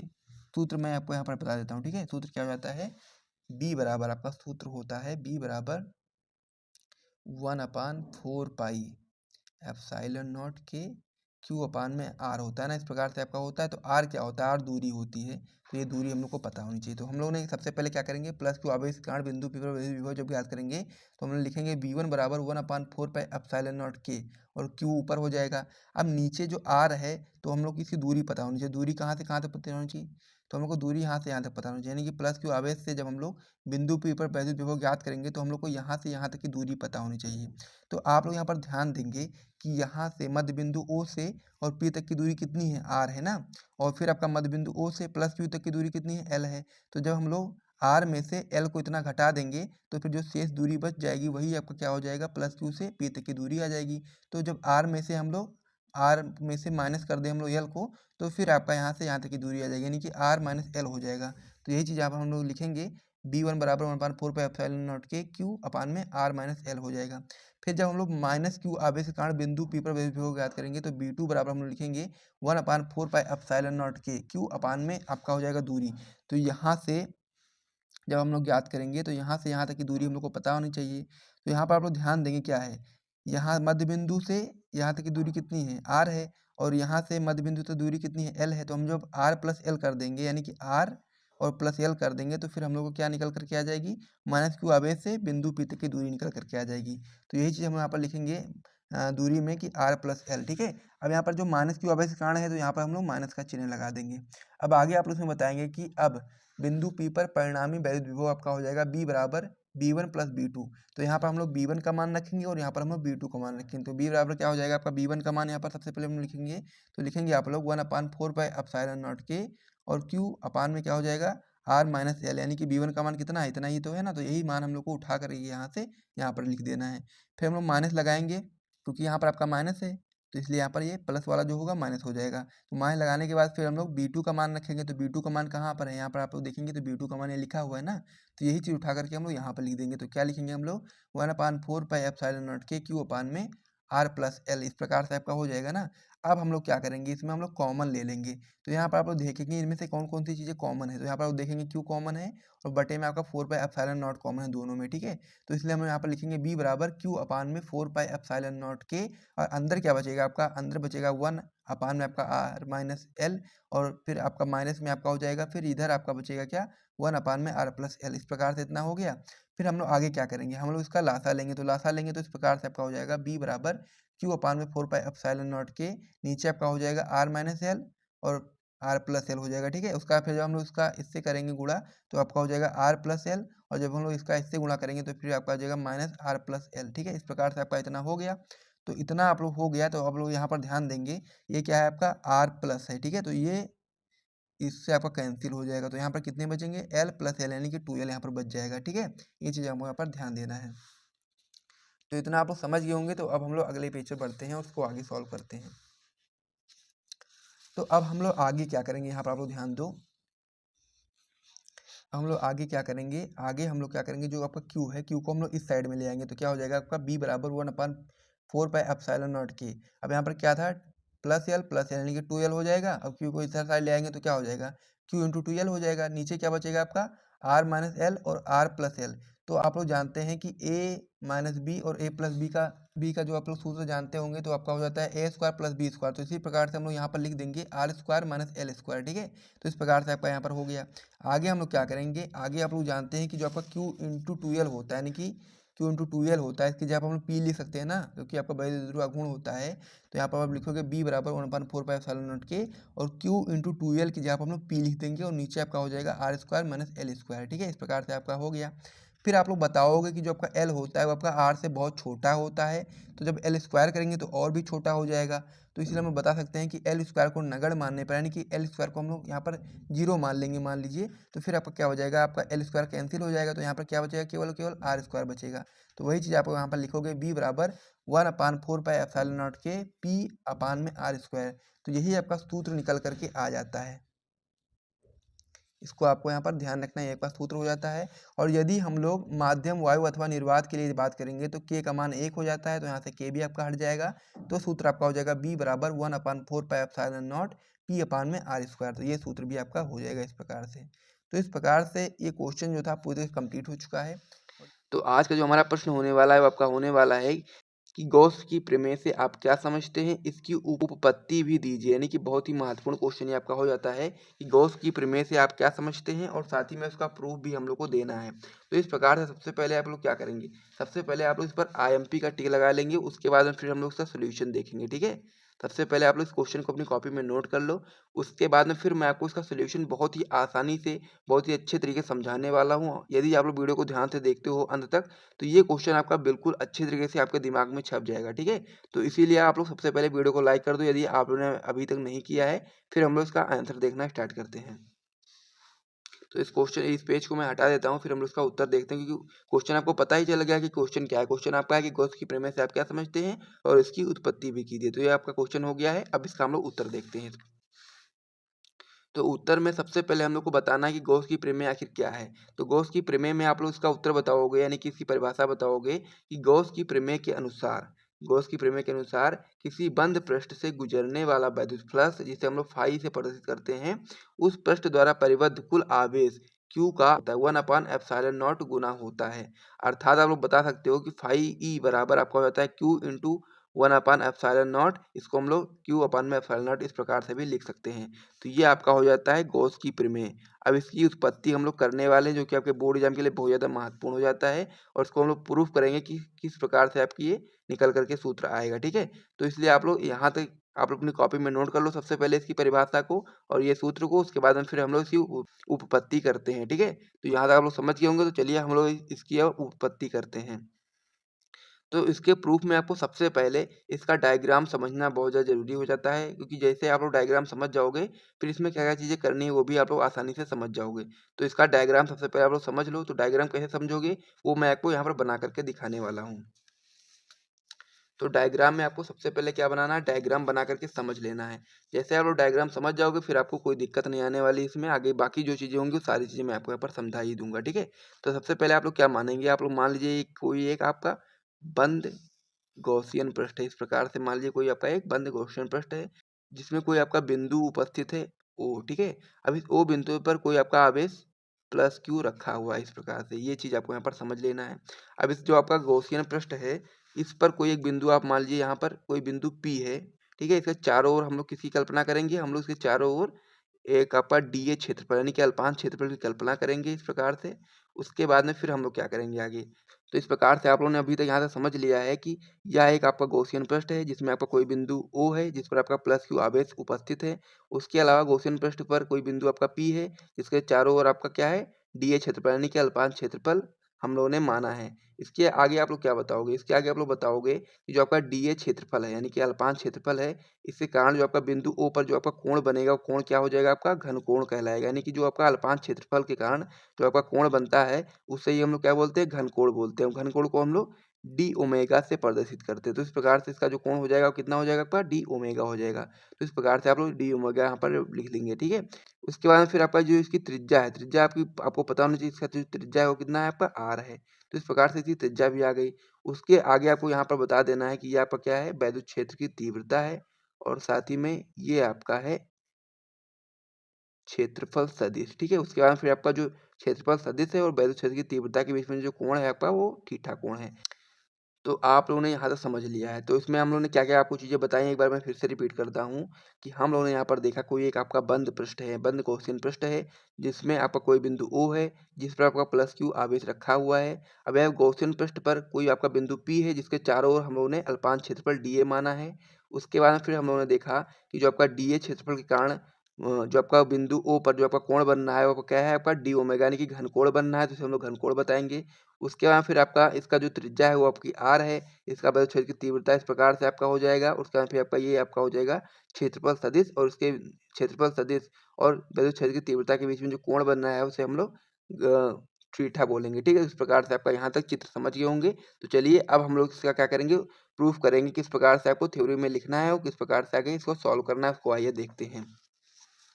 तो यहाँ पर आप लोग बताएंगे कि प्लस क्यू आवेश के कारण बिंदु P पर वैद्युत क्षेत्र की तीव्रता, यानी कि जो आपका प्लस क्यू आवेश है इसके कारण हम लोग बिंदु P पर वैद्युत क्षेत्र की तीव्रता ज्ञात करेंगे। तो वैद्युत क्षेत्र की तीव्रता का फॉर्मूला आपको पता ही होगा कि E बराबर 1/4πε0 Q अपान में r² होता है। इसको हम लोग पहला समीकरण बना देते हैं इस प्रकार से, ठीक है। तो ये आपका हो गया वैद्युत क्षेत्र की तीव्रता का फॉर्मूला। आगे आप लोग इसमें बताएंगे कि जो आपका अल्पांश क्षेत्रफल है, अल्पांश क्षेत्रफल क्या है, dA है। तो dA के कारण जो आपका बिंदु O पर जो आपका अंतरित घनकोण हो रहा है, यानी कि d ओमेगा हो रहा है, वो आपका क्या हो जाएगा, d ओमेगा बराबर आपका हो जाएगा dA cos थीटा अपान में r²। तो ये आपका हो गया सेकेंड समीकरण, क्योंकि d ओमेगा बराबर आपका हो जाएगा dA cos थीटा अपान में r²। तो इसको हम लोग सेकेंड समीकरण बना लेंगे। उसके आगे आप लोग क्या करेंगे, अब आप लोग बताएंगे कि अब अल्पांश dA से बद्ध अल्प वैद्युत फ्लक्स, यानी कि जो आपका ये dA क्षेत्रफल है, इससे बद्ध जो आपका अल्प वैद्युत फ्लक्स है उसको हम लोग निकालेंगे। तो आप लोग जब इसका निकालोगे तो फिर क्या आएगा आपका डी फाई ई, यानी कि जो आपका डीए है यानी कि अल्पांश क्षेत्रफल है, तो इसीलिए हम लोग क्या लगाएंगे डी फाई ई बराबर आपका हो जाएगा E D A cos theta. क्योंकि इसका जो आपका जो सूत्र पता होगा वैद्युत फ्लक्स का, वो सूत्र होता है आपका फाई ई बराबर ई ए कॉस थीटा, ठीक है। ई ए कॉस थीटा होता है। लेकिन यहाँ पर हम लोग क्या कर रहे हैं, डी ए यानी कि अल्पांश क्षेत्रफल के कारण वैद्युत फ्लक्स निकाल रहे हैं, तो क्या हो जाएगा ए की जगह पर, यानी कि ए क्या है आपका क्षेत्रफल है, तो क्षेत्रफल की जगह पर यानी कि ए की जगह पर क्या हो जाएगा आपका ई डी ए हो जाएगा, डी ए कॉस थीटा। इस प्रकार से हो गया ना, यही चीज आपको यहाँ पर समझना है। तो ये आपका क्या हो जाएगा, अल्प वैद्युत फ्लक्स आपका इस प्रकार से सूत्र हो जाएगा। अब आगे आप लोग क्या करेंगे, अब हम लोग अब संपूर्ण गॉसियन पृष्ठ से बद्ध कुल वैद्युत फ्लक्स निकालेंगे, क्योंकि हम लोगों ने सबसे पहले अल्पांश डीए से बद्ध अल्प वैद्युत फ्लक्स निकाला, यहाँ पर इस प्रकार से आपका हो गया। उसके बाद में फिर हम लोग अब संपूर्ण गॉसियन पृष्ठ से बद्ध कुल वैद्युत फ्लक्स जब आप लोग निकालोगे तो क्या हो जाएगा, फाई ई बराबर क्या हो जाएगा, इस ये चीज आपको यहाँ पर समझ लेना है, ठीक है। इसकी जब हम लोग इसका समाकलन करेंगे तो फिर आपका कुल वैद्युत फ्लक्स निकल करके आ जाएगा। तो फाई बराबर क्या हो जाएगा आपका समाकलन डी फाई ई। तो डी फाई ई का जगह पर हम लोग क्या लिख सकते हैं, हम लोग ये लिखेंगे ना, E D A cos theta बराबर क्या है आपका डी फाई ई है ना। तो इसीलिए हम लोग क्या लिखेंगे, डी फाई ई की बराबर क्या कर देंगे आप लोग E D A cos theta. तो इस प्रकार से हम लोग समाकलन लगा करके E D A cos theta बना देंगे इस प्रकार से। अब हम लोग क्या करेंगे, अब हम लोग समीकरण 1 से आप लोग यहाँ पर मान रखेंगे कि जो आपका ई है। अब समीकरण 1 में आप लोग देखेंगे तो क्या है, ई बराबर क्या है आपका 1/4πε0 क्यू अपान में r² है ना। तो यदि हम लोग चाहें तो ई की जगह पर हम लोग ये चीज लिख सकते हैं ना, 1/4πε0 क्यू अपान में r², ये चीज हम लोग लिख सकते हैं ना ई की जगह पर। तो यही चीज हम लोग यहाँ पर लिख देंगे। फाई ई बराबर आपका हो जाएगा समाकलन 1/4πε0 क्यू अपान में r²। उसके बाद फिर आपका क्या बचा, डी ए कॉस थीटा बता, तो ये चीज हम लोग लिखेंगे डी ए कॉस थीटा। अब आगे आप लोग क्या करोगे, जो आपका Q है, ठीक है, Q है और साथ में जो 4πε0 है, इसको हम लोग समाकलन से बाहर निकाल देंगे। तो क्या हो जाएगा आपका Q अपान में 4πε0, ये आपका बाहर आ गया। अंदर क्या बचेगा आपका, तो अंदर आपका बच जाएगा डी ए कॉस थीटा और बटे में आपका r² बच जाएगा। तो क्या हो जाएगा समाकलन D A cos theta upon में r²। तो इस प्रकार से यहाँ तक हो गया। अब हम लोग समीकरण दूसरे का यूज करेंगे, यानी कि जो आपका समीकरण दूसरा यहाँ पर हम लोगों ने बनाया था, समीकरण सेकंड, इसका हम लोग यूज करेंगे। तो समीकरण सेकंड से हम लोग क्या करेंगे, फाई ई बराबर आपका क्या हो जाएगा क्यू अपान में 4πε0। अब आप लोगों ने यहाँ पर देखा क्या था, यहाँ पर क्यू अपान 4πε0। अब अंदर क्या था समाकलन के, D A cos theta upon में r² था। अब यहाँ पर आप लोग देखो कि डी ओमेगा बराबर क्या है, D A cos theta upon में r²। तो यही चीज हम लोग यहाँ पर आप लोग देखेंगे, जो आपका D A cos theta upon में r² है, इसकी जगह पर हम लोग डी ओमेगा लिख सकते हैं ना, क्योंकि सेम है। डी ओमेगा बराबर क्या है आपका D A cos theta upon में r², वही चीज यहाँ पर भी है। तो यदि हम लोग चाहें D A cos theta upon में r² की जगह पर डी ओमेगा लिख सकते हैं ना। तो यही चीज हम लोग को यहाँ पर लिख देना है। क्या लिखेंगे हम लोग, फाई ई बराबर आपका हो जाएगा, ये चीज आपको यहाँ पर लिखना है, फाई ई बराबर क्यू अपान में 4 पाई एप्सिलॉन नॉट और समाकलन आपका क्या हो जाएगा डी ओमेगा, क्योंकि आप लोगों ने क्या किया डी ए कॉस थीटा अपन में आर स्क्वायर की जगह पर क्या कर दिया डी ओमेगा कर दिया समीकरण सेकेंड से। तो इस प्रकार से यहाँ तक हो गया। अब समाकलन डी ओमेगा बराबर आपका क्या होता है 4 पाई स्टेरेडियन होता है। तो यदि हम लोग चाहें समाकलन डी ओमेगा बराबर हम लोग क्या कर सकते हैं 4 पाई, यानी कि इसकी जगह पर हम लोग क्या कर सकते हैं 4 पाई लिख सकते हैं ना। तो यहाँ पर आप लोग लिखेंगे कि फाई ई बराबर क्यू अपान में 4 पाई एप्सिलॉन नॉट, फिर आपका यहाँ पर गुणे में क्या हो जाएगा आपका 4 पाई, क्योंकि हम लोग क्या कर देंगे समाकलन डी ओमेगा की जगह पर हम लोग 4 पाई कर देंगे। उसके बाद में फिर आपका क्या होगा 4 पाई से 4 पाई कैंसिल हो जाएगा और बचेगा क्या आपका फाई ई बराबर क्यू अपान में एप्सिलॉन नॉट। तो यही चीज आप लोग का सूत्र निकल करके आ जाता है और ये उत्पत्ति जो आपकी होती है पूरी तरह कंप्लीट हो जाती है। यहाँ तक अभी तक हम लोगों ने दीर्घ प्रश्न को भी कंप्लीट कर लिया है। तो चलिए अब हम लोग अगले पेज पे बढ़ते हैं और मोस्ट इंपॉर्टेंट न्यूमेरिकल को करना स्टार्ट कर देते हैं। और यहाँ तक यदि आपको वीडियो पसंद आए तो वीडियो को लाइक जरूर कर दीजिएगा। तो चलिए अब हम लोग अगले पेज पे बढ़ते हैं। तो अभी तक हम लोगों ने क्लास 12 की फिजिक्स की जो एक महामायथन क्लास चल रही थी, इस क्लास के अंतर्गत अभी तक हम लोगों ने जो मोस्ट इंपॉर्टेंट बहुविकल्पी प्रश्न थे उनको किया, फिर हम लोगों ने मोस्ट इंपॉर्टेंट अति लघु उत्तरीय प्रश्नों को किया है, फिर हम लोगों ने मोस्ट इंपॉर्टेंट लघु उत्तरीय प्रश्नों को किया है, फिर हम लोगों ने मोस्ट इंपॉर्टेंट दीर्घ उत्तरीय प्रश्नों को किया है। अब हम लोग यहाँ पर मोस्ट इंपॉर्टेंट न्यूमेरिकल करने वाले हैं, फिर आपकी जो क्लास होगी पूर्ण रूप से समाप्त हो जाएगी। तो चलिए हम लोग इसमें देख लेते हैं मोस्ट इंपॉर्टेंट न्यूमेरिकल में। पहला न्यूमेरिकल आपका हो जाएगा कि एक कूलाम आवेश में कितने इलेक्ट्रॉन होते हैं, ये चीज़ हमको बताना है कि एक कूलाम आवेश में कितने इलेक्ट्रॉन होते हैं। यहाँ पर आपको सबसे पहले चीज़ ये लिखनी है जो चीज़ें यहाँ पर पहले से दी गई हैं। तो यहाँ पर दिया गया है Q बराबर 1 कूलाम, यानी कि Q कितना दिया गया है 1 कूलाम दिया गया, क्योंकि यहाँ पर दिया गया है 1 कूलाम आवेश में हम लोग को इलेक्ट्रॉन की संख्या बतानी है। तो आप लोग को ये चीज़ पहले से पता होगी, सूत्र आपको पहले से पता होगा यहाँ पर कि जो सूत्र होता है वो क्या होता है Q बराबर N इंटू ई होता है। सूत्र क्या होता है Q बराबर N इंटू ई होता है, जहाँ पर जो Q होता है Q आपका आवेश होता है, N आपका होता है इलेक्ट्रॉनों की संख्या और ई आपका होता है इलेक्ट्रॉन पर आवेश। तो इलेक्ट्रॉन पर आवेश कितना होता है तो आपको पता होगा 1.6 × 10⁻⁻19 कूलाम होता है। और यहाँ पर हम लोग को n का मान निकालना है, क्योंकि हम लोग को इलेक्ट्रॉन की संख्या निकालनी है, वो चीज़ हमको पता नहीं है। तो हमको n का मान यहाँ पर निकालना है और साथ ही में q का मान तो हमको पता है q कितना दिया गया 1 कूलाम दिया गया। तो ये चीज़ आपको यहाँ पर समझ लेना है। सूत्र आपका होता है q बराबर n इंटू ई होता है, जहाँ पर हम लोग q पहले से दिया गया है और साथ ही में ई पर जो यानी कि इलेक्ट्रॉन पर जो आवेश होता है 1.6 × 10⁻⁻19 कूलाम होता है। ये चीज़ भी हमको पता है, लेकिन हम लोग को यहाँ पर n का मान नहीं पता, तो हम लोग को n का मान निकालना है। तो इस सूत्र को हम लोग थोड़ा सा चेंज करेंगे, यानी कि जब हम लोग n का मान निकालने जाएंगे तो फिर जो आपका e होगा इसको हम लोग q के बटे में भेज देंगे। तो क्या हो जाएगा सूत्र आपका n बराबर q अपान में e, इस प्रकार से आपका हो जाएगा। फिर इस प्रकार से सूत्र हो जाएगा। तो फिर आपको यहाँ पर q का मान पहले से पता है, q का मान कितना है 1 है। फिर बटे में आपको e का मान यहाँ पर लिख देना है। तो e का मान कितना है 1.6 × 10⁻⁻19 कूलाम, इस प्रकार से आपका ये दिया गया है। तो इस प्रकार से आपका ये हो जाता है। जब आप लोग इसको सॉल्व करोगे तो आपका यहाँ पर आंसर निकल करके आएगा 6.25 × 10⁻18 इलेक्ट्रॉन। तो इस प्रकार से आंसर निकल करके आएगा। इसको आप अपने आप से सॉल्व कर लीजिएगा। यदि कोई प्रॉब्लम होती है तो आप लोग कमेंट करके बता दीजिएगा। फिर हम लोग इसमें अगले क्वेश्चन की ओर बढ़ते हैं। अब इसमें जो हमारा अगला क्वेश्चन दिया गया आपका दिया गया है, तो वैद्युत क्षेत्र ई बराबर आपका यहाँ पर हो जाएगा 3i कैप प्लस में यहाँ पर कैप लगा है इस प्रकार से। तो क्या हो जाता है आपका वैद्युत क्षेत्र ई बराबर आपका हो जाएगा 3i कैप प्लस में आपका 4j कैप, इस प्रकार से आपका हो जाएगा न्यूटन अपान में कूलाम। एक तल के पृष्ठ क्षेत्रफल ए बराबर यहाँ पर आपका दिया गया 10i मीटर स्क्वायर से गुजरता है। इसका वैद्युत फ्लक्स हम लोग को यहाँ पर ज्ञात करना है। हम लोग को यहाँ पर वैद्युत फ्लक्स ज्ञात करना है, जिसमें हम लोग को सबसे पहले वैद्युत क्षेत्र दिया गया है, जो कि आपका दिया गया ई बराबर कितना दिया गया 3i कैप प्लस में 4j कैप यहाँ पर दिया गया है। और साथ में क्षेत्रफल दिया गया है 10i, इस प्रकार से i कैप यहाँ पर भी दिया गया है, यहाँ पर भी i कैप इस प्रकार से होगा। ठीक है, तो यहाँ पर हम लोग को सबसे पहले लिखना है क्या क्या चीज़ें हमको इसमें दी गई हैं। तो सबसे पहले हमको इसमें दिया गया है ई बराबर आपका दिया गया है 3i कैप प्लस में आपका 4j कैप। ई के बराबर कितना दिया गया है 3i कैप प्लस में 4j कैप, इस प्रकार से दिया गया न्यूटन अपान में कूलाम। ए कितना दिया गया, तो ए आपका दिया गया 10i कैप, इस प्रकार से आपका दिया गया मीटर स्क्वायर। फिर हम लोग को क्या निकालना है वैद्युत फ्लक्स निकालना है। सूत्र आपको पता ही होगा कि फाई बराबर आपका होता है ई ए।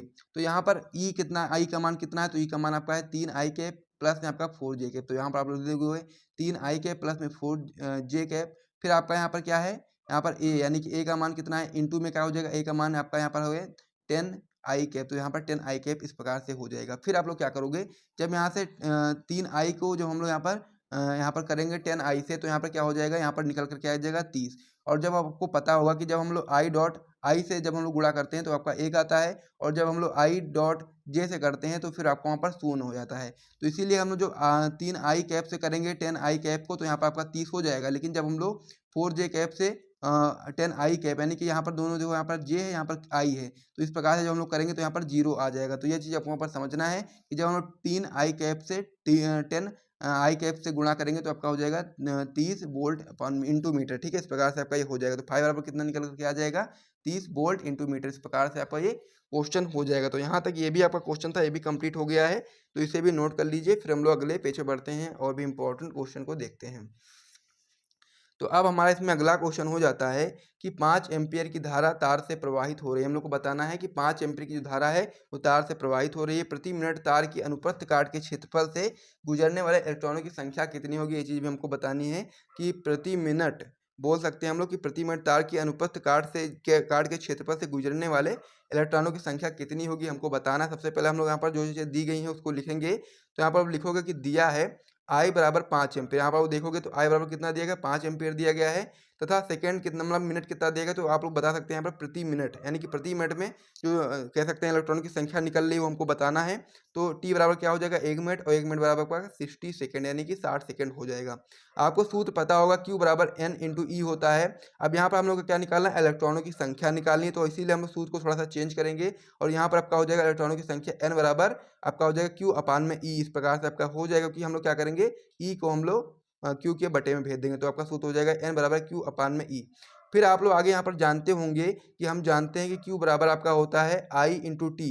तो हम लोग क्या करेंगे, यहाँ पर जो क्यू दिया गया है, क्योंकि जब हम लोग आई इंटू टी का प्रयोग करेंगे तो यहाँ पर आपका हो जाएगा एन बराबर आई इंटू टी लिखा है हम लोग ने क्यू की जगह पर, और बटे में आपका हो जाएगा ई।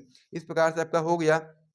फिर आपको यहाँ पर आगे ध्यान देना, आगे आप लोग देखोगे यहाँ पर आई कितना दिया गया, तो आई मैंने आपको बताया था 5 एम्पियर दिया गया, तो आप लोग देखो 5 एम्पियर। फिर गुणे में आपका यहाँ पर टी यानी कि समय कितना दिया गया, तो 60 सेकेंड। तो आप लोग यहाँ पर लिख दोगे 5 इंटू 60 हो जाएगा। अपान में आपका हो जाएगा इलेक्ट्रॉन पर आवेश कितना होता है आपको पहले से पता होगा, 1.6 × 10⁻19 कूलम। इस प्रकार से आपका होता है, तो इससे भी आप लोग इस प्रकार से लिख दोगे। फिर जब आप लोग इसको सॉल्व करोगे तो आपका निकल करके आ जाएगा, जो इलेक्ट्रॉन की संख्या निकल करके आएगी वो आपकी निकल करके आएगी एन बराबर 1.875 × 10⁻21 इलेक्ट्रॉन। तो इस प्रकार से निकल करके आ जाएगा। तो इस प्रकार से वाला जो क्वेश्चन था ये भी कंप्लीट होगा, इसे भी नोट कर लीजिए। फिर हम लोग अगले क्वेश्चन की ओर बढ़ते हैं। अब हमारा इसमें अगला क्वेश्चन हो जाता है कि किसी कुंडली से बद्ध चुंबकीय फ्लक्स 0.1 सेकेंड में 1 वेबर हो जाता है। कुंडली में प्रेरित वैद्युत वाहक बल हम लोग को यहाँ पर ज्ञात करना है। तो यहाँ पर सबसे पहले हम लोग इस क्वेश्चन में जो चीज़ें दी गई हैं उसको समझना है। तो इसमें आपको सबसे पहले दिया गया है टी, यानी कि टी कितना दिया गया है, 0.1 सेकेंड। यहाँ पर क्या दिया गया है, 0.1 सेकेंड। तो आप लोग लिख दोगे डी टी बराबर आपका हो जाएगा 0.1 सेकेंड। फिर आपका यहाँ पर चुंबकीय फ्लक्स कितना दिया गया, D5 बराबर 1 वेबर, यानी कि कितना दिया गया, 1 वेबर दिया गया है। तो यही चीज़ आप लोग लिखोगे, डी टी बराबर आपका हो जाएगा 0.1 सेकेंड, और चुंबकीय फ्लक्स आपका D5 बराबर 1 वेबर हो जाएगा। फिर हम लोग को यहाँ पर निकालना है प्रेरित वैद्युत वाहक बल। तो सूत्र आप लगा दोगे कि प्रेरित वैद्युत वाहक बल बराबर आपका हो जाता है ई, यानी कि प्रेरित वैद्युत वाहक बल को हम लोग ई से प्रदर्शित करते हैं, और ई बराबर आपका होता है D5 अपान में डी टी। तो यहाँ पर D5 कितना है, तो D5 आपको पता है कि 1 वेबर है, और फिर बटे में आपका dt आपका यहाँ पर दिया गया 0.1 सेकेंड। तो यहाँ पर आपको दिया गया है, तो इस प्रकार से लिख दोगे ई बराबर 1 अपान में क्या हो जाएगा आपका यहाँ पर 0.1। तो यहाँ पर क्या करेंगे आप लोग, यहाँ पर जब दशमलव आप लोग हटाओगे तो यहाँ पर क्या बढ़ेगा, 0 बढ़ जाएगा। तो इस प्रकार से आपका निकल करके आ जाएगा वैद्युत वाहक बल ई बराबर 10 वोल्ट। तो इस प्रकार से वाला जो क्वेश्चन था ये भी कंप्लीट हो गया है। और यहाँ से देखो वीडियो पसंद आए तो वीडियो को लाइक कर दीजिए, और आपको जो महामैथन क्लास थी वो पूर्ण से समाप्त हो गई। बहुत ही ज़्यादा मेहनत लगती है इन सारी चीज़ों को करने के लिए, तो इसीलिए आप लोग वीडियो को लाइक और चैनल को सब्सक्राइब करना बिल्कुल भी मत भूला करिए। तो मिलते हैं नेक्स्ट वीडियो में, तब तक के लिए जय हिंद।